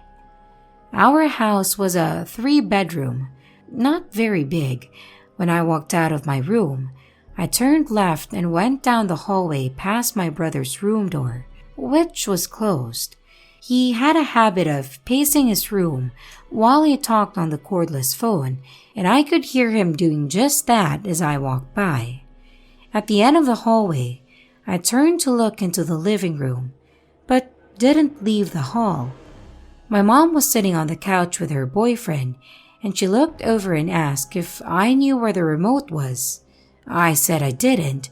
She said okay, and I walked back to my room. I was gone maybe 45 seconds at the max. I walked in, closed the door, and turned to walk over and pick up my Latin book. But there was nothing there. It was gone. It was so unexpected and impossible that I just froze. It was like my brain couldn't come up with any possible actions to take in this situation, so I just stood there, staring blankly. There were only 4 people in the house, one of which was me, and my brother didn't leave his room during those 45 seconds. I'd have heard his bedroom door open, and I'd have heard him stop talking. He has a very deep, rumbly voice.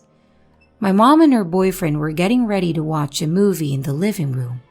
Even if one of them had tried to pull a weird, random prank by taking my book, they wouldn't have had time to pull this off, unless they'd literally been running, which I would have seen or heard. And it's not like anyone could have broken in and taken it. The previous owners had been burglarized once, so they had burglar bars installed on all the doors and windows. Our joking nickname for our house was Fort Knox. Besides, what burglar would steal a Latin book? All this was running through my head while I stood there staring. After a few minutes, I decided my mind must be playing tricks on me.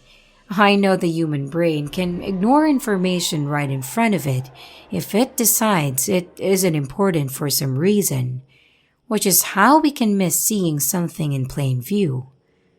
I was amazed to have an awareness of the phenomenon in real time and marveled over how strange the brain is. I started to slowly approach the spot on the floor while staring at it, wanting to see the moment when the book would appear to materialize there as my mind stopped being stupid. It didn't happen. I thought, well, my eyes might play tricks on me, but my hands won't. And I crouched down and swept my hands across the spot on the floor where my book should be. I felt nothing, just the carpet, and I was totally shocked because my mind was playing tricks. It was the only reasonable explanation I had, and now that was out. Had I completely imagined the crystal clear memory of tenting the book on the floor? After a few moments of staring and rubbing my hands over the floor, I decided that was the only other possible explanation. I must have actually put the book somewhere else. I got up and proceeded to tear my room apart.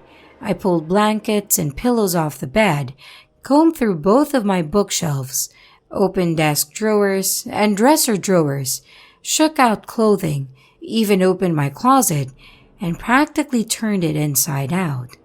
Every few seconds, I would turn to stare back at the spot on the floor, but it was empty.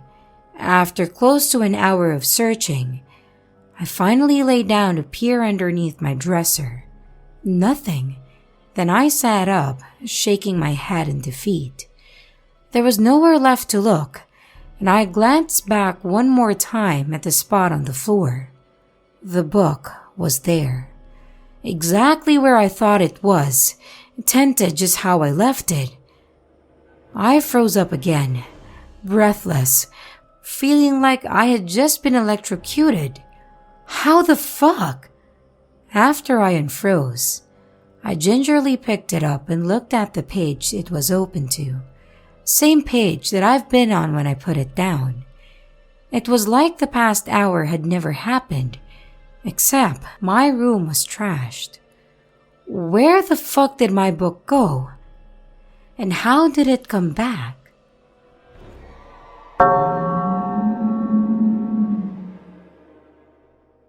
So my boyfriend and I were going on a really long drive late at night. I'd been driving for about 3 hours before I was getting tired, so I pulled over and he started to drive. It was late for me, but wasn't late for my boyfriend, so he was wide awake. After about 20 minutes of him driving is when it all started. The first thing that happened, we looked up at the night sky and saw a light in the sky a little larger and closer than a star that was sitting suspended in the sky, and as we watched, it dropped and flew out and disappeared. We both looked at each other and knew we had both just saw it. As we discussed what we just saw and how it may have been an alien, the next thing happened. There was a car, 2 car lengths ahead of us, that crested a hill. As it disappeared over the hillside, we continued driving, expecting to see the same car as we crested the hill. Until we finally did, and there was a truck about 1.5 kilometers down the road. We then proceeded to ask each other where the car went, in shock of how close the car was, and now there was a truck. We then turned up the radio and proceeded to follow our Google Maps to our destination. As we continued, we hit a little town on the side of a hill where there was about 500 meters of just snow and black ice all of a sudden, after we had been on clean roads in nice weather the whole time. The final thing was that Google Maps took us a different route than we normally go on that increased our time to our destination by an extra hour, where it brought us to a logging road surrounded by swamp with a raccoon on the road that we had never been on before. We proceeded to speed to our destination, and we both now cannot fathom what happened that night. My boyfriend never really believed in aliens or glitches until this happened, and now he tells everyone this story, and he still has no idea what went on that night.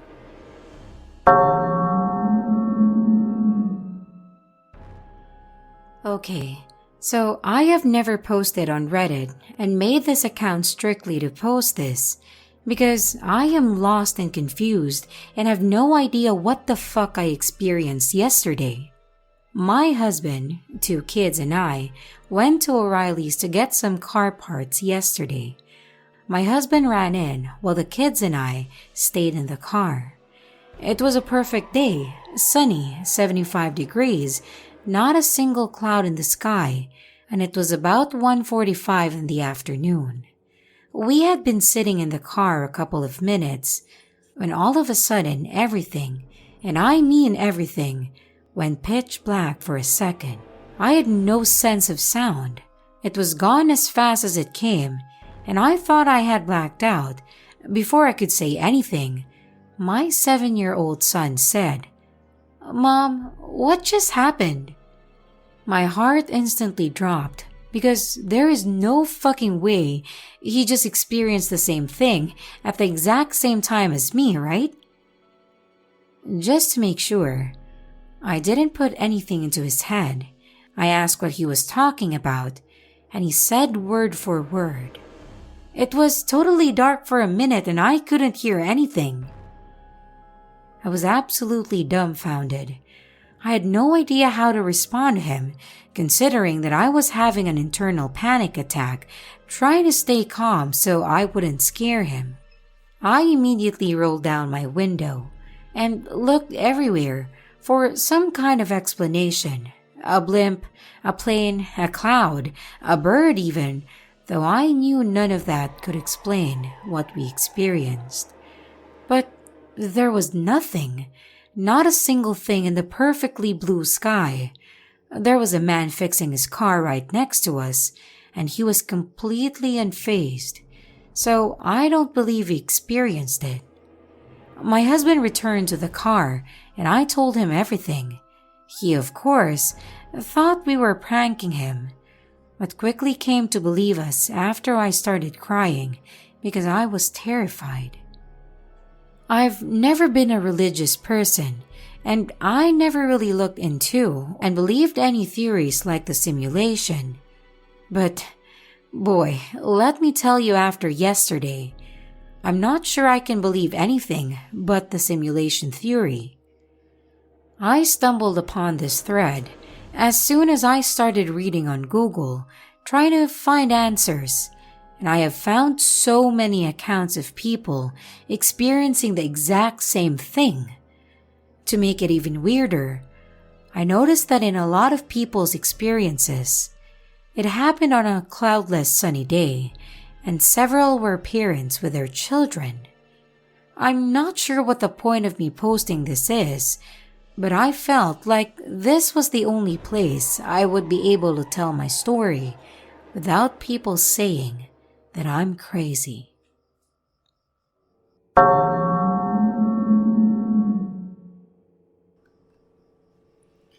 Hey guys, I don't post much, but this really weird thing has been happening to me over the last 5 or so years that I can recall. I remember the first time it happened and sort of shrugging it off as a funny coincidence. I'm a published author. Nothing big, just short stories you've probably never heard of. But obviously, characters in my stories have to have names, right? Well, I always try to come up with original names. Nothing too weird, but sometimes names that I don't think are really even real names.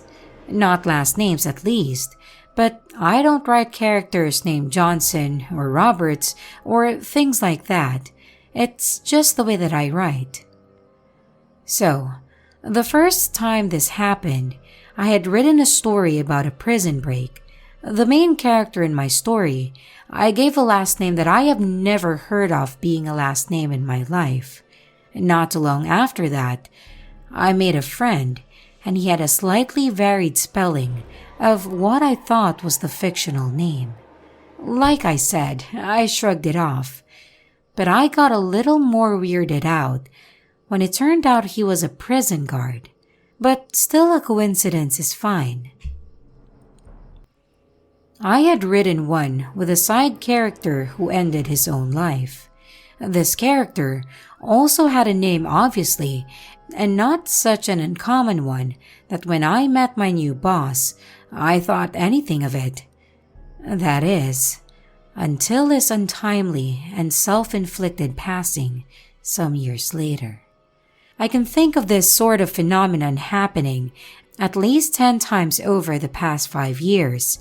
Co-workers, bosses, colleagues, volunteers I work with, people I meet and stick around in my life. So when it happened again the other day, this time, a full name I had given a character, I felt struck again. Is this just some kind of Bader-Meinhof frequency illusion kind of thing?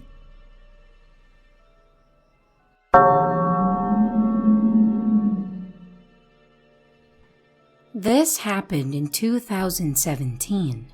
I was with a bunch of my friends and we were playing a game where one person has to eliminate everyone by stepping on their feet, and each person gets one step or jump to avoid them. So I was getting really excited and my friend was aiming to eliminate me, so naturally I jumped out of the way. In doing so, I had positioned myself in a way where I was gonna hit my head on the chair that was beside us on the way down, and I was probably gonna get a concussion if I did. That was when it happened. Everything went still. My friends were frozen mid-cheer, and the eliminator was suspended in the air, not moving at all. I remember getting really panicked because I realized that I wasn't able to move either. Everything around us was frozen mid-action as far as I could see, and it wasn't adrenaline either. This was different. I could think and rationalize, but no matter how much I tried, I couldn't even blink. The world stayed like this for what felt like 10 minutes until I was suddenly able to blink.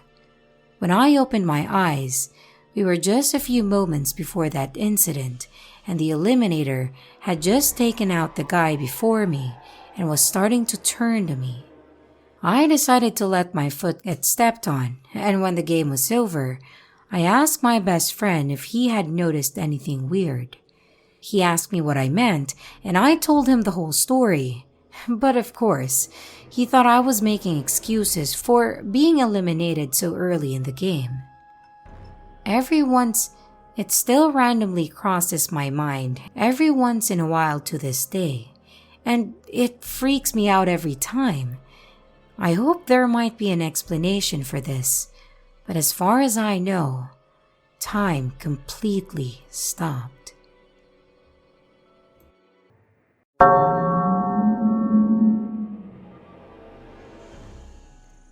When I was 17, my brother, sister, and I decided to walk along some oceanside rocks, the product of a collapsed cliff. As we were walking, the rocks started to get steeper and steeper, as well as more slanted. However, I insisted we persevere, despite my siblings' fears and reservations. As we reached a point that was about 13 feet high, I jumped from one rock to another, lost my footing, and slid down until I was hanging off the edge. I started calling for my sister as I held on for dear life. I was certain that I would die if I fell off. People have died falling off the rocks in this area before, or at least received devastating injuries to my neck and spine from the height and angle, which would force me to fall backwards onto the rocks below. Before my sister could pull me back up, I felt this sinking feeling as my hands lost their grip and I fell for some seconds through the air, thinking that I was in for a lot of pain. My last thought was begging that someone would save me. I was knocked unconscious, and when I came to, I was scared to move because I was certain that I'd be paralyzed. However, to my amazement, I was shaky but completely fine aside from a small scratch to my ankle. There was no wave to save me, and I'd definitely fallen onto the rocks. And to this day, my sister, brother, and I have no idea how I lived, let alone how I walked away unscathed. After it happened, I had this deep feeling that I shouldn't overthink it too much, and I should just take it at face value, almost like there was some rule or force that operated that way, and that I shouldn't question it. I didn't see anything when I was out, but I did feel very odd.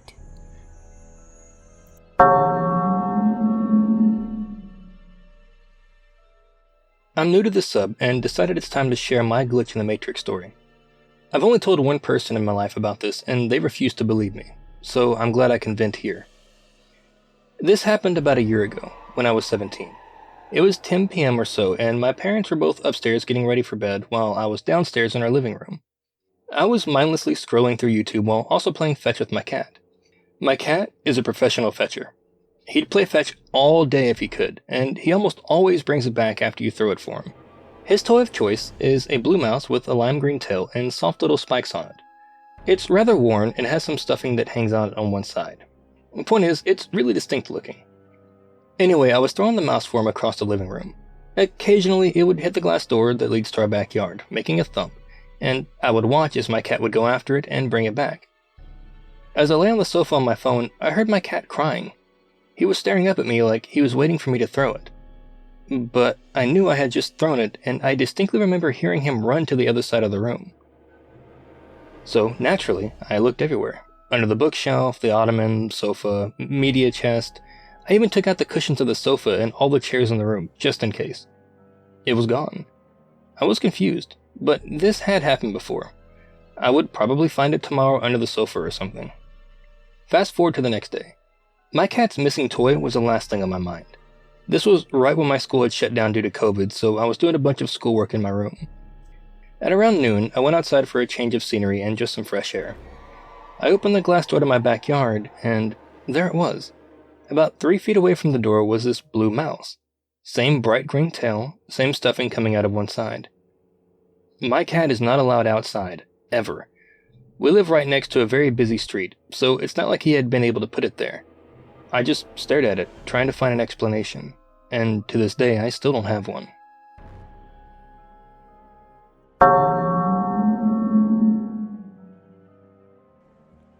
This happened in February earlier this year, and I doubt I'll ever get over it.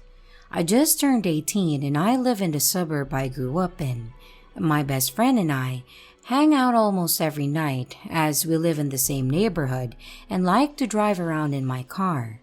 We'd often drive around the houses in the neighborhood adjacent to us, and I love to drive, so we do it often. However, for the first time, something felt off about our usual wandering route. My best friend lives at the top of the hill, and I live at the bottom of it. It was around 11:30 on a Friday night, and we were driving around near her house. and we were about to turn into the intersection that we always took when suddenly I felt something drop in my gut. For whatever reason, I was overwhelmed with the urge to not take that intersection under any circumstance. I vocalized this to my best friend, asking, "Does this place feel eerie to you all of a sudden?" And stating, "I feel uneasy. We should turn around." She didn't feel the same feeling, but she was alright with turning around and going somewhere else. I've never been a reluctant person, and I've never really cared where we drove, as our neighborhood is relatively safe, and I know it like the back of my head. I don't have anxiety, and I'm always confident in my actions. I have lived in this neighborhood my entire life and had probably been around that intersection 1,000 times. Never in my life have I felt so wrong about anything. It's like something took over my body and mind and put me into a state of paralyzing fear. I could hear a voice inside my head screaming, "Don't drive there! Don't do it!" And I felt a sense of impending dread that I couldn't explain, one that I had never felt before. There was absolutely no immediate threat. The intersection looked completely normal, exactly like it for the 17 years that I've lived here. And I'll never understand what put my body into that state of utter panic. That feeling sat with me throughout the night. We drove to the main street of our town, where we were stopped by a red light. There's virtually no crime here, and it's very common for a suburb to have teenagers driving around at this time. So when I saw a police car coming, I figured it was because some kids were caught smoking weed or something, and I angled my car out of their way like I usually would. However, they didn't stop coming. One came speeding, then 4, and I became worried. We counted 9 cars total, including an ambulance. They were driving the direction of our neighborhood. That familiar feeling of dread flooded my senses, and I turned to my best friend and told her that we were going home. I spent the night at her house, and she was seemingly unfazed by the entire situation. After all, it wasn't that uncommon for police to be out at night, and like previously stated, it was ample time for teenagers like us to be out and doing some shit. I still found it strange that there were so many emergency vehicles coming at once, but I shrugged it off as nothing and tried to enjoy the rest of my night. The next morning, my best friend and I went to get breakfast. We were sitting in my car, eating, when suddenly, her face dropped mid-sentence. She was looking at her phone while she ate, and I questioned what she had seen that was so surprising. She looked at me and said, "Last night, a kid died." I didn't put the pieces together until she told me the details of the incident. The previous night, a teenager in our grade had been joyriding with his friends and lost control. The entire car was split in 2 by a tree, and he died on impact. I was shocked. People didn't get into fatal accidents here often, especially not kids. And my heart ached for his family, and I felt despair that he was so young. But my shock grew into sheer horror when she told me the circumstances. He died at approximately 11:34 on a Friday night, a mere block away from the street that I had felt the urge to avoid under all circumstances. I checked my Google timeline in an effort to disprove what I was thinking, and my heart dropped when I read the timestamp from the previous night of our location near the intersection. 11:33. My best friend and I shared a wordless glance, and I lost my appetite. I still can't explain how I felt a force stronger than anything that I've ever felt before at the exact time that a kid died. The exact place he died, no less. If we had taken that intersection, we would have seen his car crash into the tree. Hell, we could have been caught in the middle of it. The tree that split his car in two has been adorned with flowers and objects like baseballs. He played baseballs, and also his jersey number, as a sort of a makeshift memorial. I didn't even know the kid existed beforehand, but I can't help but feel a twinge of guilt every time I pass that tree on my way to school, irrationally thinking that I could have done something to prevent his death. My friend feels the same way. It happened so close to us. It's hard not to feel like you could have done something about it. We've only told a few people about this, and I'm pretty sure one of them straight up doesn't believe us. But I know what I saw, and it's haunting.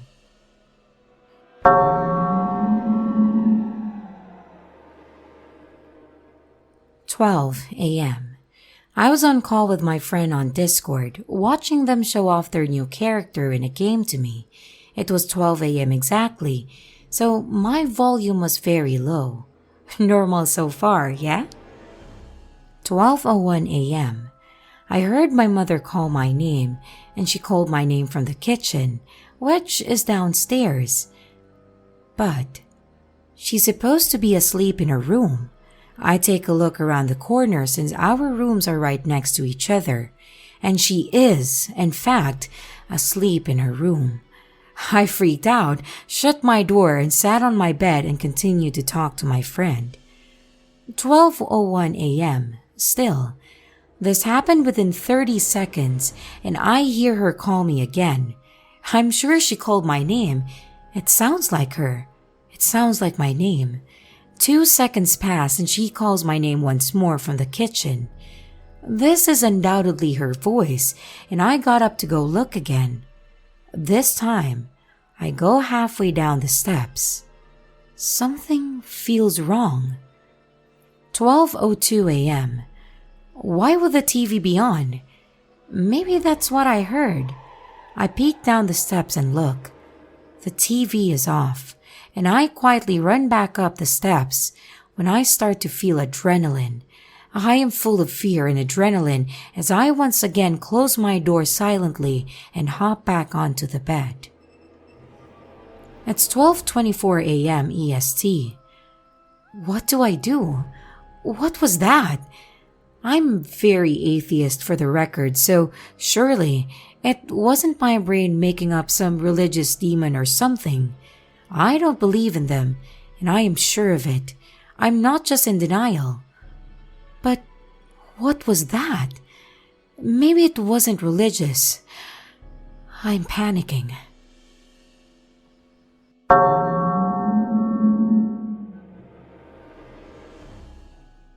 I live in the Scottish Highlands and about 20 miles from the nearest city.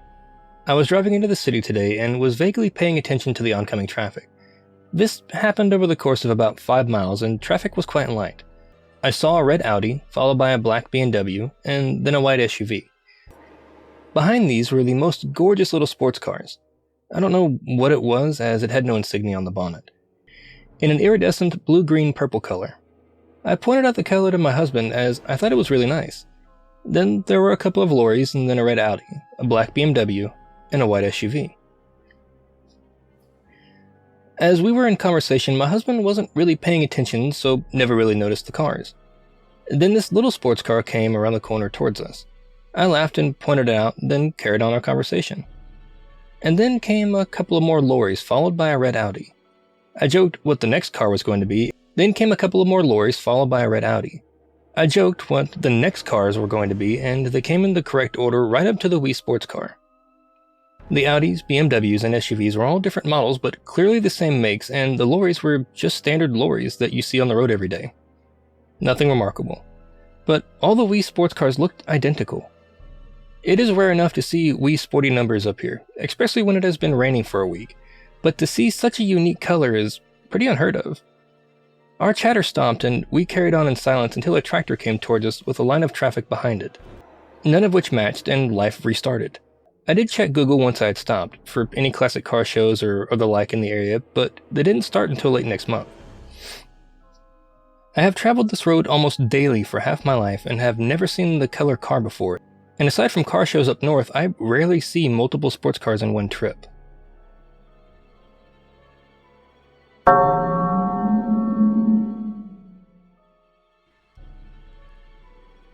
So, in early 2018, I got routine dental x-rays. At that time, I was referred to an oral surgeon to get both of my bottom wisdom teeth removed, as both were growing in at bad angles, with the left one being partially impacted. It was noted at that time that I only had my upper left wisdom tooth, and the upper right was absent. I got around to getting the bottom ones pulled almost exactly a year later in 2019. Bigger fish had to be fried in the meantime, so I kind of forgot. Both came out at the same time, and just fine. I remember the frustration of having pain with chewing on either side of my mouth as the sockets healed. About 6 months after that, sometime in 2020, the upper left wisdom tooth started to erupt more and was kind of painful, so my dentist went ahead and pulled it out.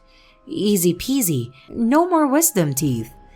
Now, fast forward to last week, I was eating chips and some mushed up chip gunked up where my gums meet and my cheek meet. As you do, I used my finger to get what my tongue couldn't. As I did, I felt something very wrong with my upper right backmost molar. It was jutting out and it felt broken or like it had a large hole in it. So I made a dentist appointment. When I get to the dentist, I tell them what's going on. They take some x-rays and the assistant tells me that it looks like it's my wisdom tooth. Weird, I say. I thought I had all of those taken out. The dentist comes in, takes a look, and confirms that it's my wisdom tooth and it's broken. I tell him how I thought I only had 3. He says it might have just been way up there when my last x-rays were taken. Sure, okay, it makes sense. I opt to have the tooth removed there and then, since it was mildly painful when I chewed. He put the numbing shots in and told me to hang out for a minute while it set in. During this waiting period, I asked the assistant to see my last panoramic dental x-rays, and she complied. Well, there were only 3 wisdom teeth in the picture, but they weren't the correct 3 wisdom teeth compared to what I thought to be true. Both of the top wisdom teeth were present and fully erupted. The bottom left was present and growing at an angle. The bottom right wasn't there at all. Now, I know memory is fallible, but this was some bullshit. I am more flabbergasted than anything. If maybe a bit annoyed that I had to get another tooth removed when I thought I was done with the wisdom tooth thing. C'est la vie. Reality is weird.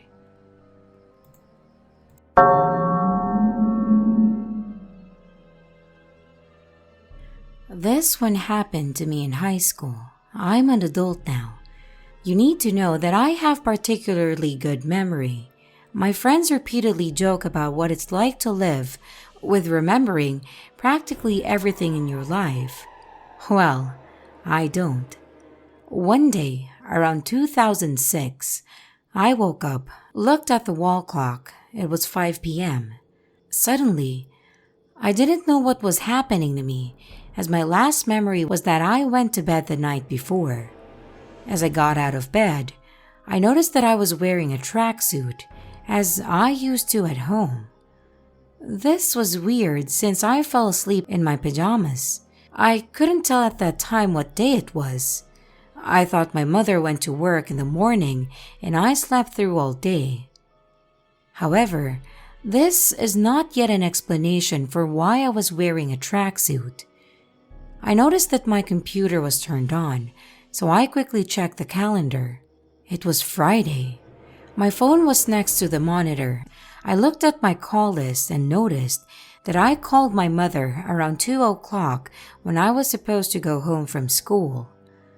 I sat down and tried to think about what might have happened. Why didn't I know what day it is? Why I slept in the afternoon? And why can't I remember anything? I was in shock and some kind of fear. I tried to pull myself together and finally left my room, and I went to the kitchen where my mother was just cooking. I just said to her, "Hello," and she looked at me with total confusion. She asked what's wrong, and I asked her if I really called her in the afternoon when I came home from school. She said yes. Why? I told her that I didn't remember being in school that day.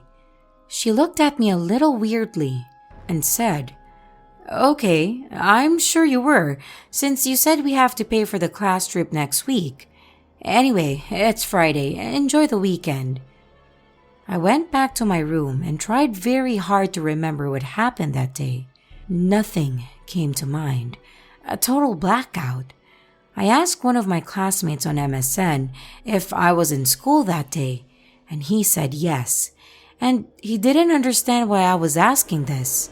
It was a total average day. We even discussed about the upcoming class trip that day.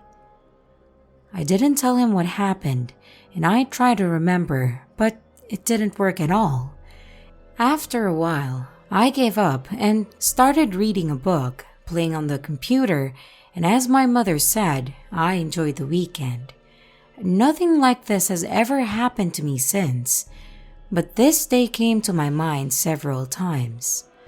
I even asked my mother if she remembered when I told her that I had missed an entire day, but she said, unfortunately not.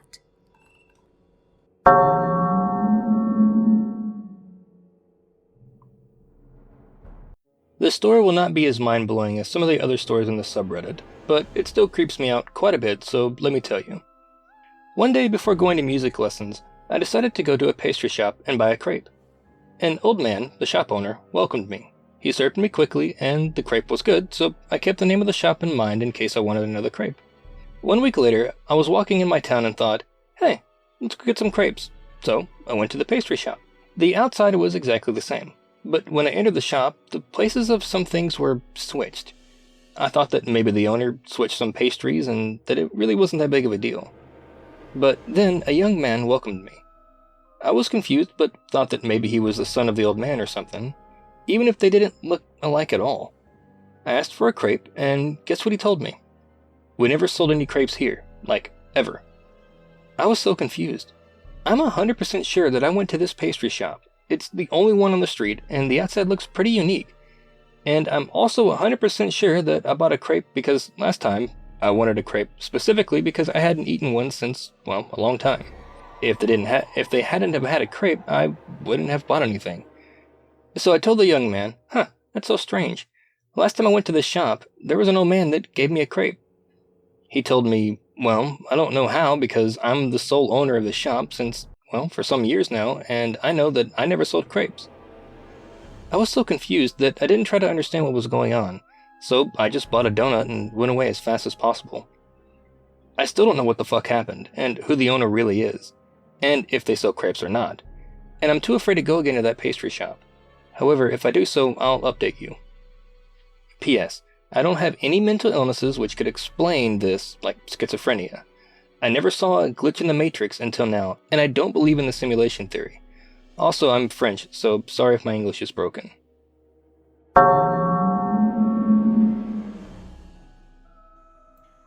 I have this story that has been in the back of my head for years. I've accepted that it will never be explainable and that I never really tell it because I have myself under the impression that people don't really like to listen to other stories because I typically don't. So I don't bother, and it's kind of long and detailed, so it makes it even harder for me to want to tell it to someone. I came across this subreddit and figured if I were with any of the people in here, they would love to listen to the full story. So here we go. I finally got COVID, so I have to quarantine for a week more, and I have time to write this. It was a typical school night back in high school. I am the youngest sibling, and I have 2 older brothers. And at that time, I lived with my whole family, mom and dad included. My grandparents are wealthy, so every once in a while, we would meet them for dinner at their country club 15 minutes away from my house. With everyone being busy on the weekday, it was normal for us to take more than one car, whatever was the most convenient way to get there on time to meet for dinner. This time specifically, I went with just my older brother to the country club in his 2006 to 2007 Toyota Camry that my grandparents bought for him when he got his license. Super generous, and my family couldn't afford to get him one. We are very thankful for them, and they have helped us out a lot over the years. I can't remember exactly which year the car is. It's not that important. What is important, though, is that the car does not have Bluetooth. Therefore, it required an aux cord to play music from our phones. Everything about this glitch is so vivid. We get to dinner, everything is normal. We were playing music on the way to dinner. We get back to the car after dinner, and the sun had gone down. However, now the black aux cord he'd been using for the whole year was missing. I remember searching the car, moving the seat back and forth, asked him if he's sure if he locked it, and he was. It would also be such a weird thing to take by itself. My brother, actually being into this kind of glitch stuff like I am, we marked it down as a glitch at that time. Couldn't explain where it went and couldn't have gone missing. We moved on with our lives and just thought it's pretty cool and funny, but weird that it just went missing randomly, you know? Now, audience, I know what you're thinking. There are a million stories of things just going missing unexplainably on here, but this is where it gets twisted. Fast forward probably 5 years to last year, 2019 to 2020, prior to COVID. I was a freshman in college. My fraternity had a parents' weekend, and both my parents couldn't make it, so I flew out to see my brother that weekend in his new home in Texas. For reference, he moved from New York, where we grew up, after he graduated college for a job, and I am in Arizona for college, so it was not far or anything. I remember wanting in and out, so he went to the parking garage in his new apartment complex, where, funny enough, he keeps the same exact car he has had since he was a senior in his high school. The blue 2007 Toyota Camry that my grandparents got him.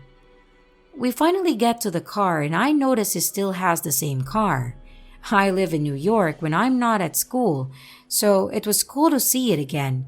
It had been a few years. Now, I cannot make this up. When we stepped foot in the car, the same exact aux cord from 5 years ago that we lost together that one night was in his car. Now, I know what you're all gonna think. Obviously, he got a new one, and it just so happened to look the same. When we looked at each other to discuss, the first thing he did was accuse me of pranking him. I know my brother so well, and he wouldn't keep this gig up. It's not worth it. That aux cord reappeared 5 years later when we got into his car together, and both had us in shock. It felt like some weird game someone was playing with us. I can't express enough that it was not an Apple cord. It was the same black cord that I remember using on that night for dinner when it went missing. This story is so legit and true, it's unnerving to me. As the title says, this unfolded over the course of 5 years. And I'm so glad that I had my brother there to experience it with me. The reason I added this little part at the end is because when I read the stories on here, I like to confirm they are true. Otherwise, they are worth nothing. If this post gets a lot of attention, I will blindly call my brother and have him explain it in words without him knowing this post was made, just to prove it.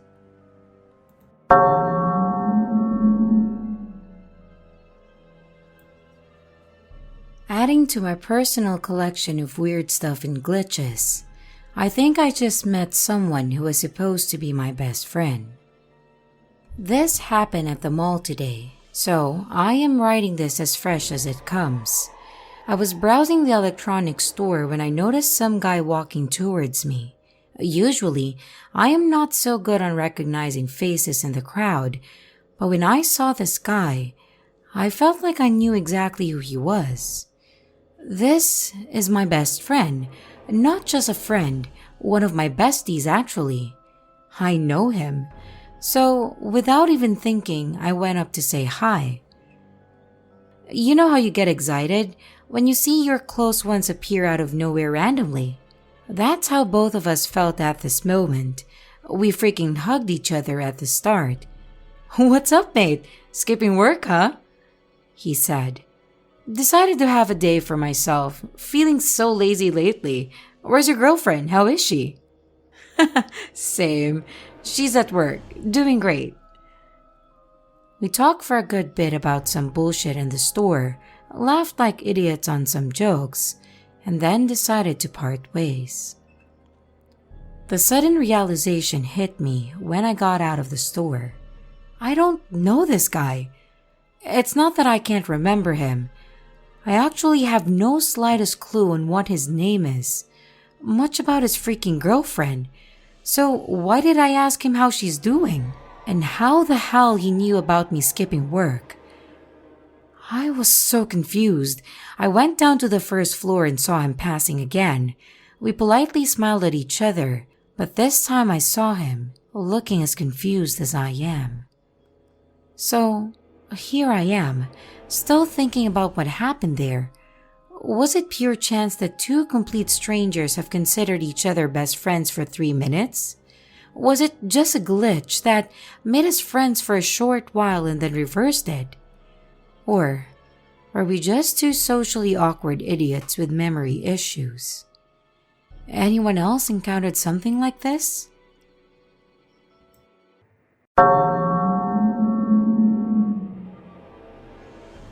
At the time that this happened, I was about 20 years old and my cousin was about 29.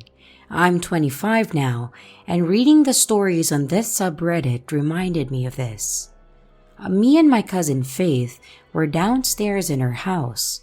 She was painting a picture of 2 skeletons with a purple and blue background, and I was playing around with 4 cups. She finished her painting of the 2 skeletons, and I remember seeing the picture and thinking about what a talented artist she was. Because she was very talented, the painting looked very realistic. Meanwhile, I was stacking the 4 cups on the counter right next to the table Faith was sitting on. I stacked the 4 cups into pairs of 2 and sat one pair down right side up and the other pair facing downward. My cousin went upstairs for a second while I went into the laundry room to get something. And I swear, I was in there for around 10 seconds. And when I came back, my cousin was back downstairs and not finished with the painting. I swear, she finished right before she went upstairs. But now, the background wasn't colored and she was still erasing the pencil marks off the canvas. Not only that, but the 4 cups I had stacked before were back to their original position, being unstacked in a row.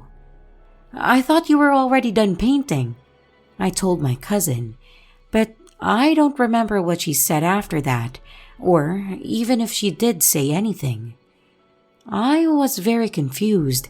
Maybe she had unstacked the cups before I came out of the laundry room, but I still don't know how she wasn't finished with a painting, even though I clearly remember her finishing it and showing it to me before she went upstairs.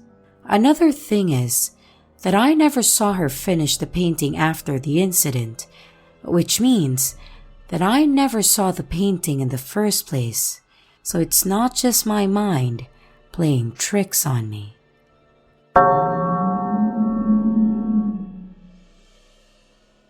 First time posting on this subreddit, so apologies in advance for any mistakes. I was cleaning my room recently and found a crumpled up note in an old pouch that I used to carry around a few years back. I usually use this pouch to keep loose keychains or pins, so it being in the pouch itself felt really out of place.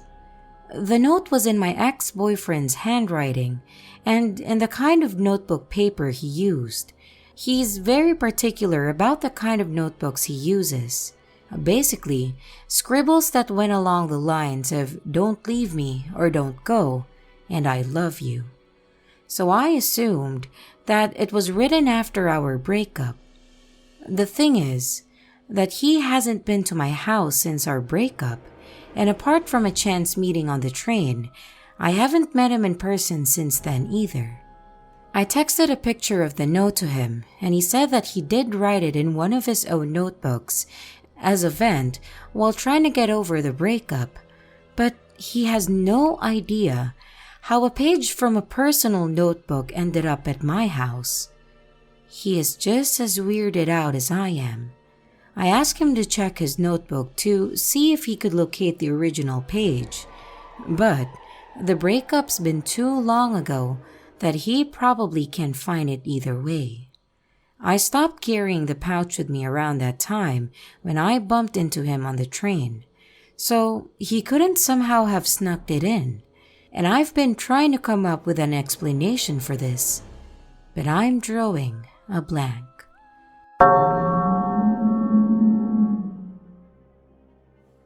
I just joined Reddit because of this. English is not my first language. I'll try to be as clear as possible. Before the pandemic, I worked as a support/shadow teacher for a kindergarten kid with autism. I was employed by her mother, not the school, so she bought me 2 polo shirts to wear as my uniform.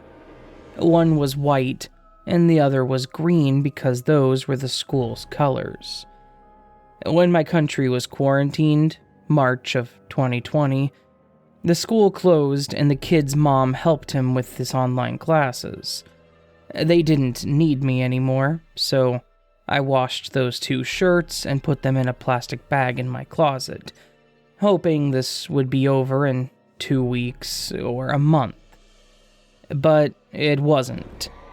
And since I don't wear polo shirts, I own/wear t-shirts, crop tops, and blouses. I forgot about them until I was looking for clothes to sell because I was unemployed.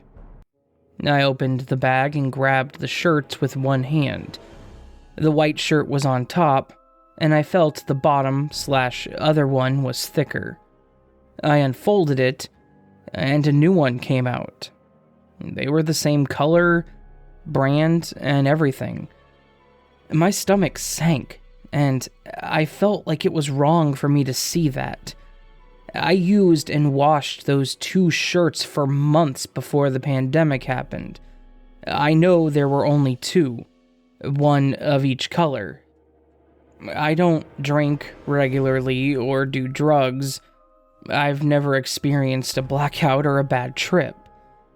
After a few days, I asked my mom and my brother, separately, if they had bought me a new polo shirt and put it in the closet with the others. But because the way we are as a family, only buying gifts on special occasions, and always asking each other's opinion when we're spending money, I knew that scenario was unlikely. Both of them said they didn't, and I explained to them, separately, what had happened. My brother didn't care much, but my mom told me to ask the kid's mom so I could feel better. I texted her, asking if she wanted her 2 shirts back since I'm not working for her anymore. I didn't explain anything. I didn't want her to think that I was crazy. She said I could keep them, and that she was sorry she didn't have the receipt for me to exchange them for something else, because she was not going to hire me for the next school year, August of 2020. She suggested that if I don't like them or won't wear them, I could use them to clean my car, like her husband does. She said I could keep one in the trunk for the grease and the other one in the glove box for rainy days. At this point, I was somewhat scared of the shirts, so I kept them in my sight, out in my room. My mom told my grandma about this as a joke that we're all going crazy in quarantine, but she's very religious/superstitious and made me give them away.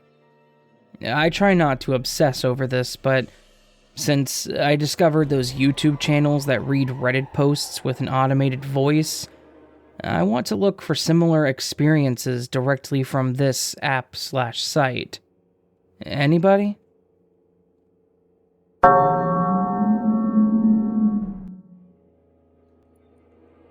So this happened about a year ago in August.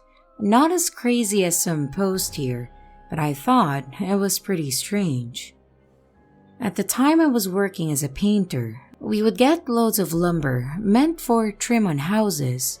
We would then take these trim packs to my boss's shop, sand, lacquer, and stain them. My co-workers and I were outside in the sun working on sanding the roughly 80 pieces of trim we had. Upon finishing sanding these boards, we would take them together. They were too big for one person to carry, and put them to a rack inside. We started noticing little red splotches on the wood that we thought looked like blood. It got annoying because we would see them on already finished boards and then have to go back and sand them off. We all checked ourselves for cuts or nosebleeds or any source of blood. Nothing. It kept happening right in front of our faces.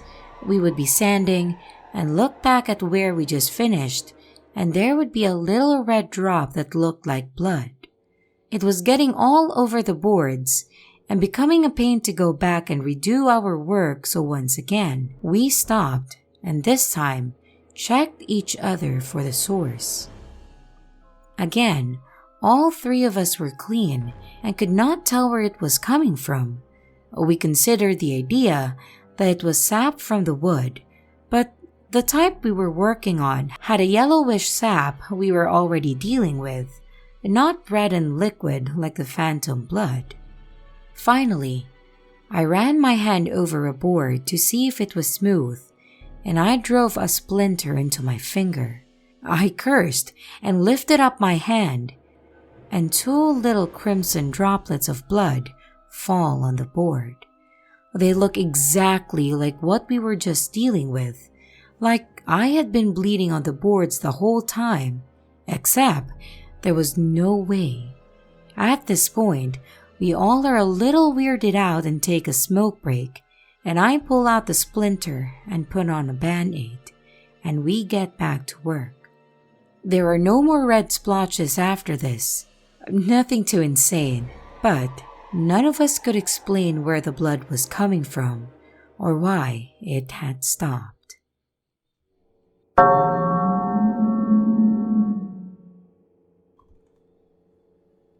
I'll preface this, as many here have, by clarifying that I am by no means a spiritual person, and having said that, I have no way to describe what happened to us.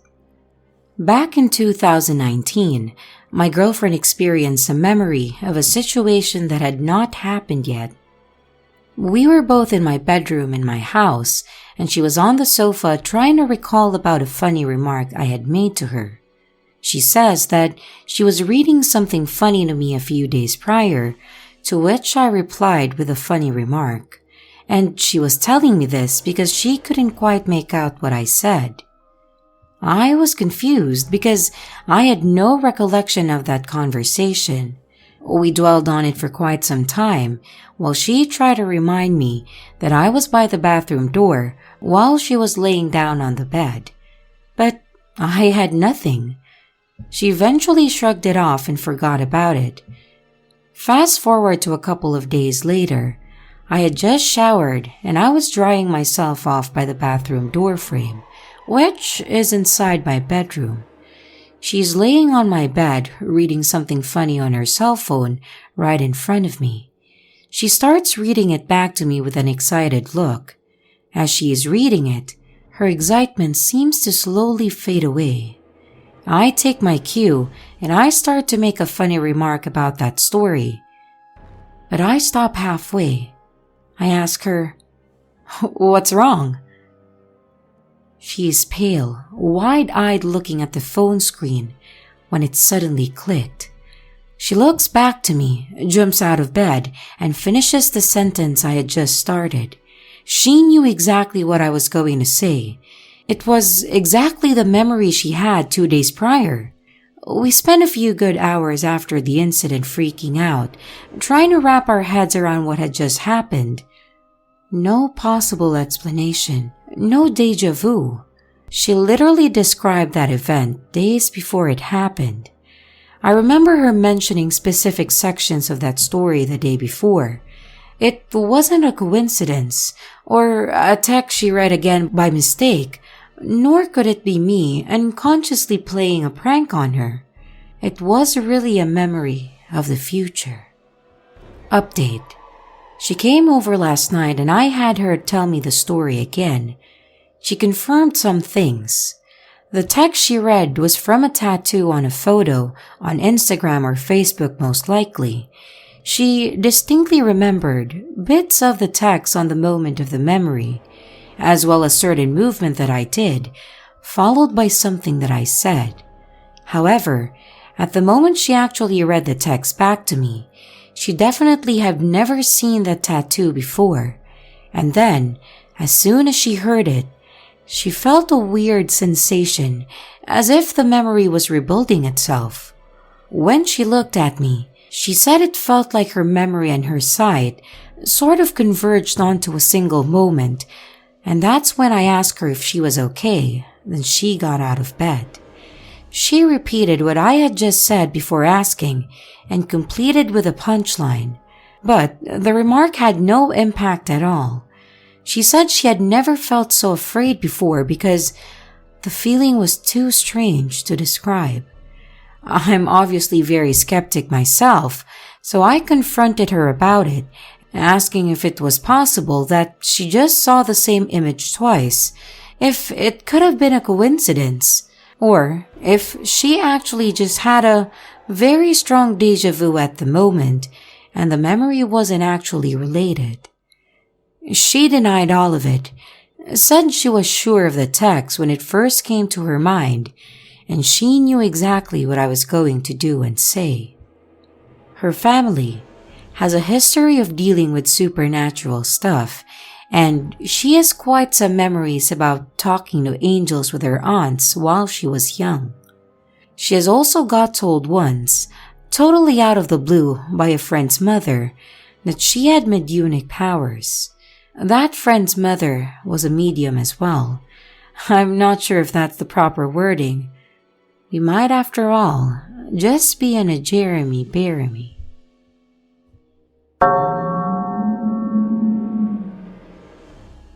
This happened about 2 weeks ago. Our family dog is a very sweet, rough collie.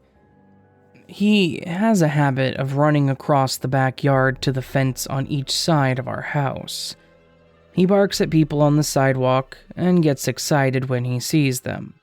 Now, I know he means no harm, but normally I'll call him inside because I'm sure the neighbors don't appreciate all the barking. Our living room and kitchen are at the back of the house, so we can see him in the backyard. We have a very large window and glass French doors, so you can see almost everything. Now, with that context, I'll get to the strange part. The dog was outside barking, so I went to the back door and called him in, and he always comes when called. I locked the door behind him, and he went right downstairs to the basement where my brother's room is. Grabbing a cup, I go into the mud room where our freezer is kept and grab some ice. I was only gone for a few seconds. Heading towards the kitchen, I see the dog run across the yard and start barking. I'm confused at this point, thinking my brother let him back out. I go to the back door, and right as I open it, the barking stops. I stick my head outside and look to where he just was, and nothing is there. Looking around the yard, I call out to him, and then I hear something behind me. Turning around, I see him coming up the basement stairs. He must have heard me calling his name and came like the good boy that he is. I'm not going to lie, it really freaked me out. I don't understand how I could see and hear him in the backyard when he was in the basement. Our yard is fully fenced in, and, to my knowledge, we're the only ones on the street with a rough collie.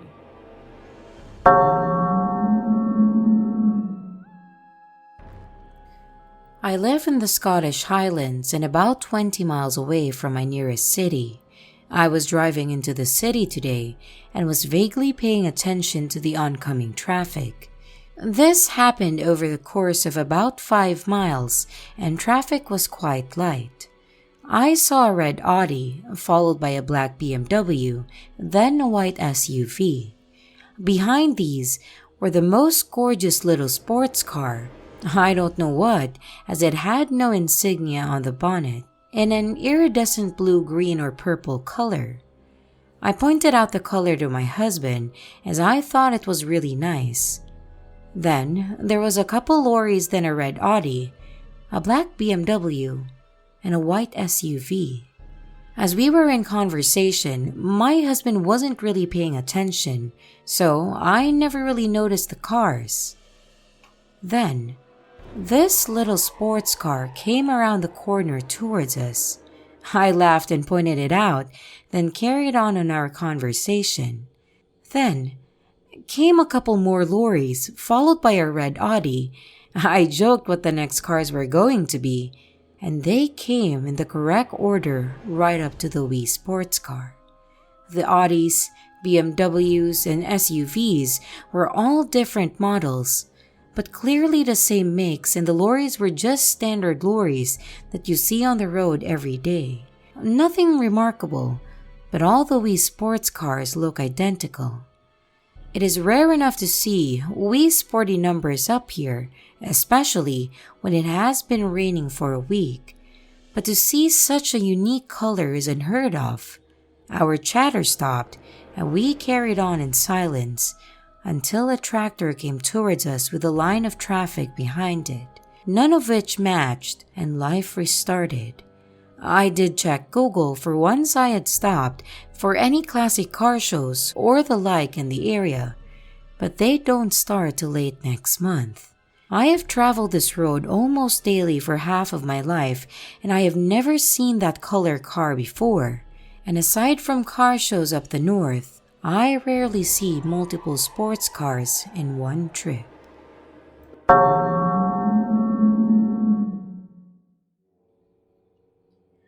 Background info. I moved to my new place about 3 months ago. It's a small gated area with a cluster of about 10 to 15 really big houses and 4 families living in each house.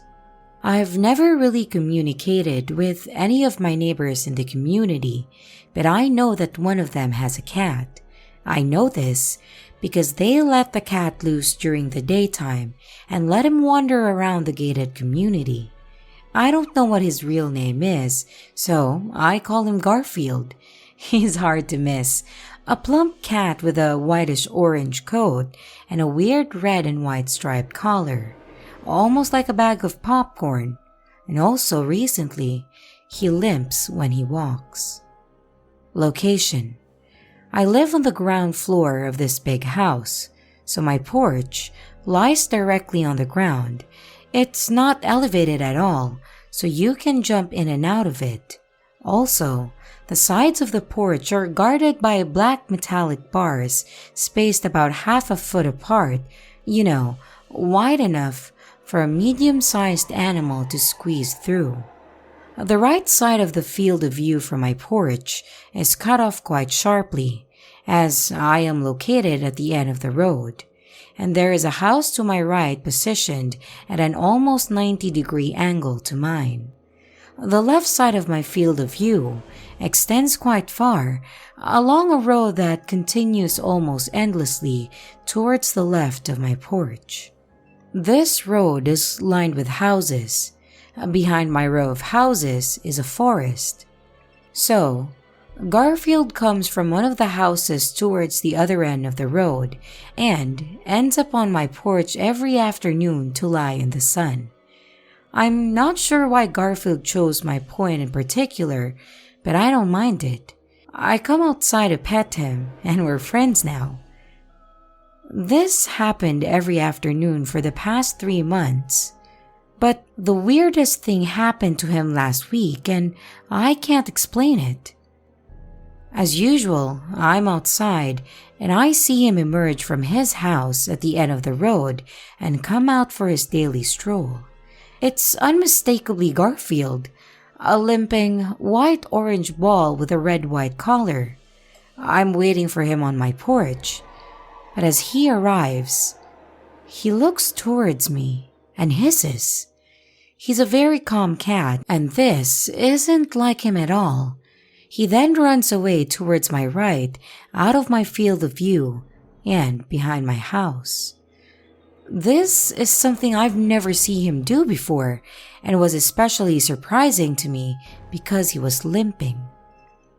Before I had time to process what happened, almost instantly from my left field of view, I see Garfield emerge from his house again, all the way on the end of the road, limping again, and calmer than ever, proceeding on his daily walk.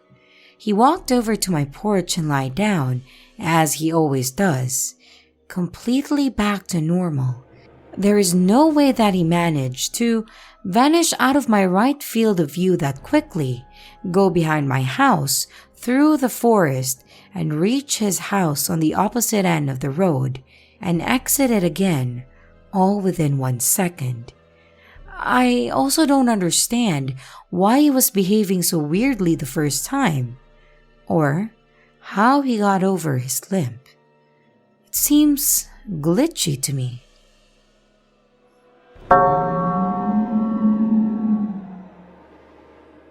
Hi, this is my first Reddit post. I thought it might be relevant. I believe my old roommates and I experienced a tiny glitch in which we heard our third roommate come home before she did. A few years back, I was living with my 2 roommates. We had all grown up together for the most part, and were very close. And we would just hang out together very often. We had a dog and 2 cats. We lived in a duplex, and since we had a corner house, there weren't very many disturbances from other neighbors. Like no banging on the walls or anything. It was never an issue. The reason I mention this is to dispute any outside noise speculations. On one night, my roommate and I were standing in the kitchen, making dinner and talking. We had the dog milling around us as he did, pacing in and out of the kitchen. We were expecting our other roommate to be home soon. She worked a late shift and was usually the last one home. And there was a commotion, like the door was opening and we heard her say, "Hello," just like she usually did when she walked in, and then the door shut. The dog reacted and started barking, and the cats retreated back into the hallway adjacent to the kitchen. We waited for her to appear in the kitchen doorway, but the dog, who had gone to greet her at the door, came running back puzzled. I walked out and saw that no one was home. I thought maybe she had gone into her room, which was just before the kitchen. It wasn't unusual for her to run in if she had to use the restroom right away, but she wasn't in there, or in her bathroom. We were confused and bewildered, and we vowed never to forget it. And then we waited for her to come home. When she came home, it was the same commotion. Like, literally, exactly how we had heard it maybe 20 to 30 minutes before. She was skeptical and probably tired from her workday, so when we bombarded her with everything, she laughed it off and shrugged. As the years have passed, We've brought it up a few times. My roommate and I who witnessed the glitch, but it's almost like it's hard to hold on to. It just seems to slip from my memory until I'm able to pull it up again somehow. I'm glad to finally be writing about it. Unfortunately, we no longer live together and don't talk very often, but hopefully the next time we speak, I'll be able to ask her about it, among other weird things that happened in that house. This is just one of them. This is the only glitch-like experience that I've ever had where I cannot explain it.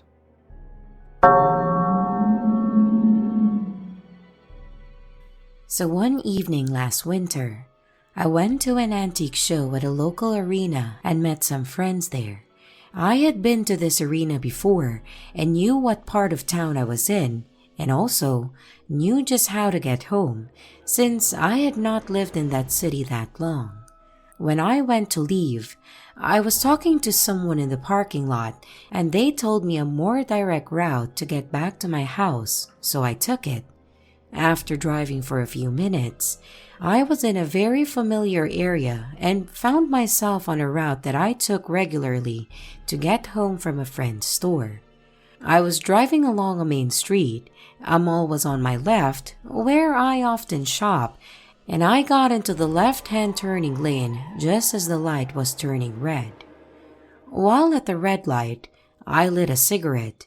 The left-hand turn light goes green, and I go left around the corner. I look to my left after turning and see the movie theater and restaurant behind the mall. But when I looked up and in front of me, after 1 or 2 seconds, I am now driving on the highway. I freaked out and screamed, "Where the fuck am I?" I was alone in the car and I started to panic because it was dark out and I had no idea where I was. I saw an exit sign ahead and recognized it, but I had no idea which direction I was traveling because the same street has an exit on both sides of the highway. I kept going and then saw that the next exit was the one I would normally take to get home if I was driving on the highway. So I somewhat calmed down, took the exit, and got home. To get to where I was on the highway after I turned left at the mall would have taken a trip right around the city and would have taken about 45 minutes. No extra time had passed and the just lit cigarette was still in my hand, still just lit. If I had not talked to the person in the parking lot of the arena, who had given me an alternate route to get home, and had instead driven home the way I normally would have, I would have been in that same place on the highway on my way home at pretty much the same time. I got home, and I was completely freaked out, crying and shaking, and I still have no idea what happened.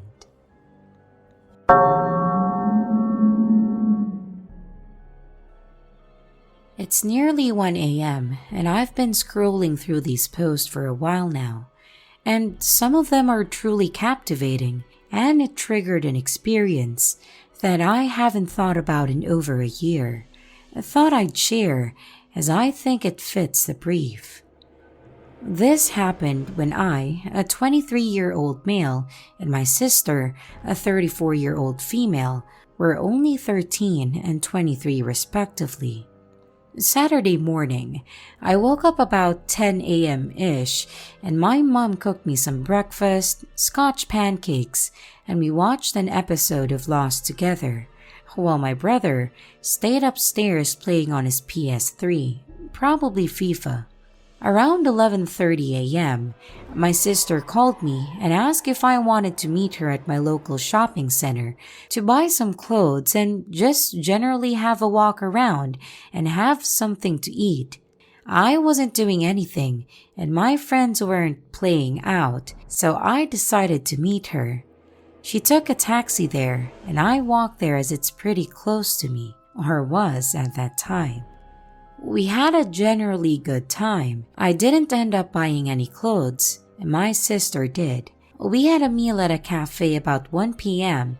and got an ice cream each afterwards, where you buy a cone and go and make it yourself from the machine.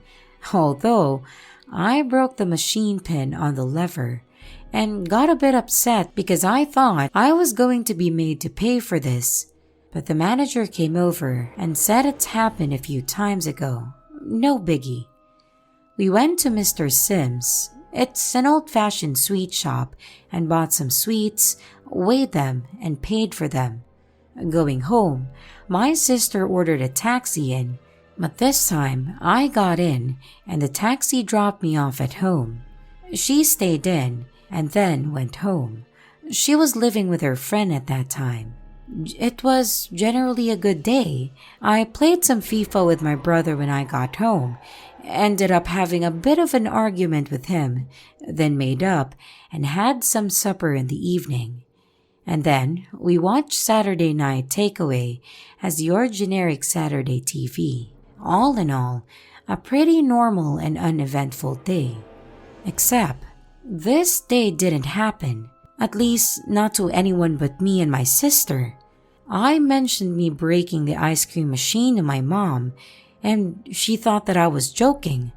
I explained that at the cafe today, when we had food, I had broke the pin on the lever, and I'll never forget the way she looked at me. She looked worried, but slightly questioning, waiting for me to say that I'm joking. She said that I left the house once today, and it was to go to the chip shop to bring back egg fried rice and curry for me, my brother, and my mom. And it took about 15 minutes. At no point did I leave for hours, and when I did leave, it was about 2 p.m. I remember calling my sister, panicking at this point and needing to prove that I did actually go and meet her. She answered, slightly sleepy by this point, as it was about 11 p.m. before this conversation occurred, and asked her what we did today on loudspeaker. She went through the exact same story I've just told my mom, including the ice cream machine, including what she bought, and including what sweets I got from Mr. Sims. At this point, I ran up to my room and brought the remaining sweets down to prove that I bought these today and went to the shopping center. My mom at this point had tears in her eyes, hoping that this was some prank me and my sister had conjured. Me and my sister agreed to talk about it tomorrow, but texted me afterwards asking if mom's alright. I said yeah, and if she's not, neither is my brother, because he's promising me that at that time I was out, he was playing FIFA with me in his room. Tomorrow comes and my sister calls me in a panic, claiming that her boss sent her home from work because she got called in yesterday instead. She said that her boss said he called her yesterday morning and asked to cover someone's shift and she can have Sunday off, essentially just swapping a shift, which she agreed to. She said she didn't push him too much because she didn't want him to think she was mental or lose her job.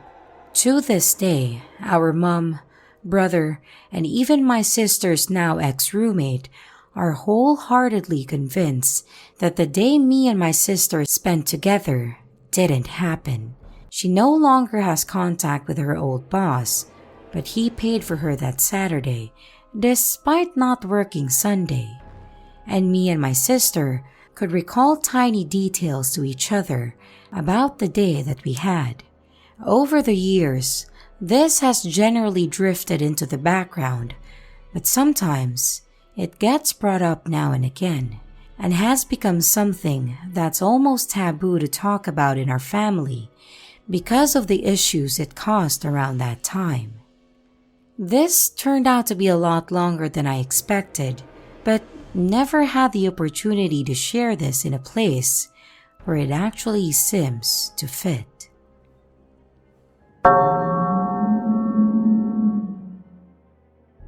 A few years ago, me and my wife and kids went on a caravan holiday to Salt Fleet in the UK. We used to like going there, as Salt Fleet is nice, we love the campsite, and it's close to Mablethorpe.